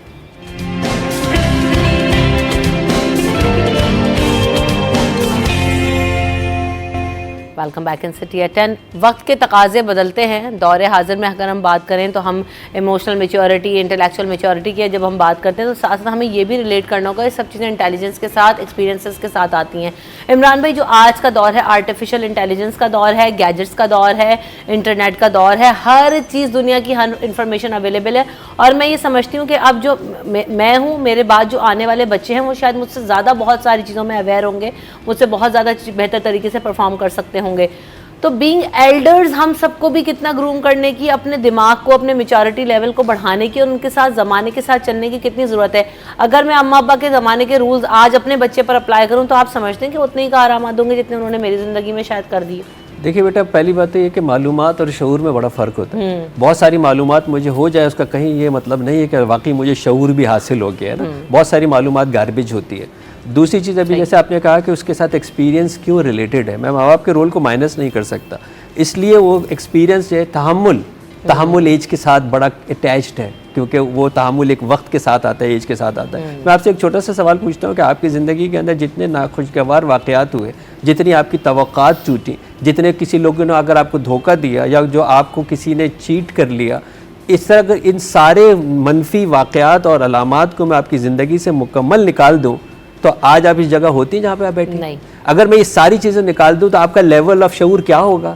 اس کا مطلب ہے کہ یہ ساری وہ چیزیں ہیں جنہوں نے آپ کا یہ سارا ایکسپیرینس بلڈ کیا ہے. بیٹا, حالات کے تقاضے عمل میں چینج ہو سکتے ہیں, دین فطرت کی چینج نہیں ہوتا ہے. وہ ایک زندہ اصول دیتا ہے رہتی دنیا تک ہر معاملے کے اندر. اپ گریڈ کرنا ہمارا فرض ہے, ہر حال میں فرض ہے. حضرت علی کرم اللہ جو فرماتے ہیں کہ جس انسان سیکھنا چھوڑتا ہے اس کا زوال شروع ہوتا ہے. تو ہم نے اگر یہ سمجھ لیا کہ ہم نے پڑھ لیا, ہم نے جان لیا, ہمیں سب کچھ آ گیا. ہمارے محلے کے اندر ایک خاتون تھی, ان کے 17 بچے تھے, اور اس میں سے کافی کی جو ہے وہ ہلاکت ہوئی. تو جب میرا جو ہے بیٹا لکھ کے آیا ہم کینیڈا سے, تو کوئی بھی بات کرتے تھے تو بھائی تمہیں کچھ نہیں پتا, بہو تم غلط کر رہے ہو, بہو تم غلط کر رہے ہو. تو میں سنتا رہتا تھا, اور تھوڑا سا مذاق جو ہے وہ کرتا تھا. کہہ لیں گے پھپھی, کہہ لیں گے تمہیں کیا پتا, ہمیں پتا ہے نا ہم نے کتنے بچے پیدا کیے. میں نے کہا پھپھی جو گزر گئے آپ کی وجہ سے دنیا میں, ان کا بھی کوئی تو ذکر کریں نا آپ. تو آپ کا یہ ہے کہ آپ نے اپنے آپ کو اپ گریڈ کرنا ہوگا نا. بہت ساری چیزیں جو آپ سنتے آ رہے تھے وہ صحیح نہیں تھی. وہ تربیت کے معاملے میں, یا ایون جو آپ کیسے اس کو بچے کو, پیدا ہوئے بچے کو پتہ نہیں کیا کیا پلا رہے ہیں, انوتھینٹک قسم کی چیزیں. تو آپ یہ خدا رہا یہ نہ کریں, کیونکہ اس زمانے پی کے بچ جاتا تھا, اس زمانے کا آرٹیفیشل بچہ جو ہے وہ سپلیمنٹ سے پیدا ہوا ہے, وہ بیچارہ وہ سروائیو نہیں کر پائے گا. خدا رہا یہ مطلب کیمیکل زیادہ سرما اس کی آنکھ میں نہ لگائیں, اللہ نہ کرے نابینا ہو جائے گا. تو آپ یہ چیزیں, میرا سوال یہ ہے کہ اپ گریڈ کرنا میرے لیے لازم ہے, ہر حال میں لازم ہے, یہ میری زندگی کا تقاضا ہے. دیکھیں جب انسان ایلیویٹ کرتا ہے نا, ایلیویٹ کرنے کے اندر جب لاسٹ کے اوپر پہنچتا ہے تو اس کو جو چیز چاہیے ہوتی ہے وہ یہ ہے کہ جی میں اپنے آپ کو گرو کس طرح کر رہا ہوں, پیسے میں نہیں, وزڈم میں, اور میں کنٹریبیوٹ کیا کر رہا ہوں. یعنی میرے پاس جو کچھ ہے میں کیا لوٹا رہا ہوں, میں کیا شیئر کر رہا ہوں, اور میں روز گرو کیا کر رہا ہوں, میں روز نئی بات کیا سیکھ رہا ہوں. یہ ایلیویشن ہمارا تقاضا ہے. جو لوگ اس کے اندر سمجھتے ہیں کہ یہ ہماری ذمہ داری نہیں ہے یا ہمیں نہیں ہے, تو ان کی زندگی بڑی پھیکی ہے, بڑی میکینیکل ہے, بڑی پریشان کن ہے. اور دوسری بات یہ کہ جو والدین کو میں سمجھتا ہوں وہ ایک لفظ ہر حال میں دوبارہ شروع کرنا چاہیے اگر زندگی میں نہیں کیا, اور وہ ہے آئی ایم سوری, کہ مجھے نہیں آتا لیکن میں ابھی سیکھ کے بتاتا ہوں, میں پوچھ کے بتاتا ہوں, میں جان کے بتاتا ہوں, یا بیٹا میں نے غلط کہہ دیا تھا, مجھے نہیں پتا تھا. آپ انٹرنیٹ کے بچے ہو, آپ یونیورسٹی گئے ہو, اب میں تو میرے والد صاحب اسکول نہیں گئے, ٹھیک ہے, میں سلیکان میں اور آکسفورڈ میں پڑھاتا ہوں, ٹھیک ہے, لیکن میں فخر سے میں نے اپنی کتاب کے اندر لکھا کہ میں نے وہ وزڈم جو آپ کو پڑھا رہا ہوں یہ میں نے اپنے والد سے سیکھی ہے. یہ وزڈم میں نے اپنے والد سے سیکھی ہے. اگر وہ اسکول نہیں گئے تو ویسے بھی محتاج نہیں ہے, وزڈم کتابوں کی اور اس کی محتاج نہیں ہے. یہ وہ تجربہ ہے جس کو ایکسپیرینس لینا چاہیے. یہ وہ تجربہ ہے جو آپ کے پیرنٹس جو ہے وہ سکھا سکتے ہیں, جس میں سب سے بڑی چیز تحمل ہے, کہ ہر چیز جو انسٹنٹ چاہیے نا وہ آپ کو پاز کرنا سکھا دیں گے. اچھا, میں اسی طرف آنے والی تھی, سوال لے کے ہیرا کی طرف, کہ ہم بہت عمران بھائی کی باتوں میں, آپ لوگوں کی باتوں میں, سب میں یہ چیز نظر آ رہی ہے کہ بائی دا ٹائم صبر کے ساتھ, پریکٹس کے ساتھ, آپ کے لائف سٹائل کے ساتھ جو نا میچورٹی اور آپ کے دماغ کی گروتھ ہوتی ہے اور وہ نظر آتی ہے. تو ہم جو بے صبرے سے لوگ ہیں آج کل, اور دور بھی ایسا نا, وہ 30 سیکنڈز کی ویڈیو میں بھی ہم سے صبر نہیں ہوتا, اس کو بھی پلٹنا چاہتے ہیں, نکالو اس کو, اگلا کیا ہے. بچوں کے اندر بھی یہ جو ہے نا وہ ابھی سے چیز پیدا ہو گئی ہے. یہ صبر, تحمل اور کنسسٹنسی پیدا کرنے کے کیا طریقے ہیں زندگی؟ دیکھیں بچہ کبھی بھی اگر آپ اس کو وربلی کچھ کہیں گے نا تو چانسز کم ہے کہ وہ سیکھے گا, لیکن جو وہ دیکھ رہا ہوگا نا بالکل کہ اس کے پیرنٹس کس طرح سے رسپونڈ کر رہے ہیں, کس طرح سے ریئیکٹ کر رہے ہیں, کس طرح سے اس سچویشن میں اس کی موم نے اس چیز کو ہینڈل کیا, وہ لرن کرے گا, وہ سیکھے گا. تو اگر کوئی ماں یہ شکایت کر رہی ہے کہ میرا بچہ جلد بازی کر رہا ہے یا گھبرا جاتا ہے یا تیز آواز میں بات کرتا ہے, تو اسے پہلے یہ دیکھنا چاہیے کہ یہ کہاں سے وہ سیکھ رہا ہے. اور اگر, کیونکہ زیادہ تر بچے کا ٹائم اپنے ماں باپ کے ساتھ گزرتا ہے, تو سب سے پہلے تو وہ گھر سے ہی سیکھتا ہے ساری چیزیں, تو اس چیز کو کنسیڈر کرنا چاہیے. دوسرا میں ایڈ کرنا چاہوں گی کہ ابھی ہمارا جو فوکس ہے کہ پیرنٹس سکھائیں یا وہ شعور بچوں کو, میں اب کہتی ہوں کہ جن بچوں کا ایکسپوجر ہو گیا اور وہ یہ سمجھتے ہیں کہ ہاں کہ وہ اویئرنیس ان میں زیادہ ہے اور پیرنٹس کو وہ ایکسپوجر نہیں ملا یا پیرنٹس نے اپنے حساب سے اپنا بیسٹ کیا جتنی ان کی نالج تھی, تو اب یہ ڈیوٹی بچوں پر آتی ہے. مجھے ایسا لگتا ہے کہ وہاں پر آپ نے انہیں کمیونیکیٹ کرنا ہوگا, لیکن اس کمیونیکیشن میں خیال یہ رکھنا ہوگا کہ آپ ہرٹ نہ کریں, چاہے وہ پیرنٹس کی فیلنگ ہو یا اپنے بڑوں کی. تو یہاں پر کمیونیکیشن کا ایک ہوتا ہے کہ آپ نے کس طرح سے سکھانا ہے اپنے بڑوں کو, کیونکہ کئی ایسے میں نے دیکھے ہیں جن کو نہیں پتہ اسمارٹ فون کس طرح سے آپریٹ کیا جاتا ہے یا کیا ہے یوٹیوب یا یہ ساری چیزیں. تو وہاں پر جو بچے بڑے ہو رہے ہیں نا, ان کی تھوڑی رسپانسبلٹی ہے کہ اپنے بڑوں کے ساتھ بیٹھیں, ان کو اویئرنیس دیں جو وہ سیکھ رہے ہیں. صحیح, بالکل. جاتے جاتے بالکل تھینک یو سو مچ ہیرا, آپ نے وقت دیا. عمران بھائی آپ نے وقت دیا. بہت ساری ابھی بھی ہو سکتی ہے, لیکن وہی والی بات ہے, یہ آن گوئنگ ایشوز ہیں جن کو ہم وقتاً فوقتاً کرتے رہتے ہیں اور سیکھتے رہتے ہیں. سیکھنا زندگی میں جو ہے نا جب آپ چھوڑ دیتے ہیں, جیسے عمران بھائی نے بھی کہا اور قول علی بھی ہے کہ ہم سب اپنی زندگیاں سٹاپ ہو جاتی ہیں وہاں پر آ کے جب آپ سیکھنے کا عمل روک دیتے ہیں. پتھر کی مانند آپ کی جو ہے نا زندگی ہو جاتی ہے. تو سیکھتے رہیے, اپنی زندگیوں میں بہتری لے کر آتے رہیے, اور ہم سب کو بھی اپنا فیڈ بیک ضرور دیا کیجیے کہ آپ کو ٹاپکس کیسے لگتے ہیں. آپ سجیشنز بھی دے سکتے ہیں, اگر کچھ چاہتے ہیں کہ ہم جس کے بارے میں گفتگو کریں تو ہمارا واٹس ایپ نمبر ہوتا ہے, اس پہ ضرور بتا سکتے ہیں. تھینک یو سو مچ, آپ دونوں کا شکریہ. یہاں پر رمشا کنول اور پوری ٹیم کو دیجیے اجازت. ہمیں دعا میں ضرور یاد رکھیے گا. اللہ نے کے بعد.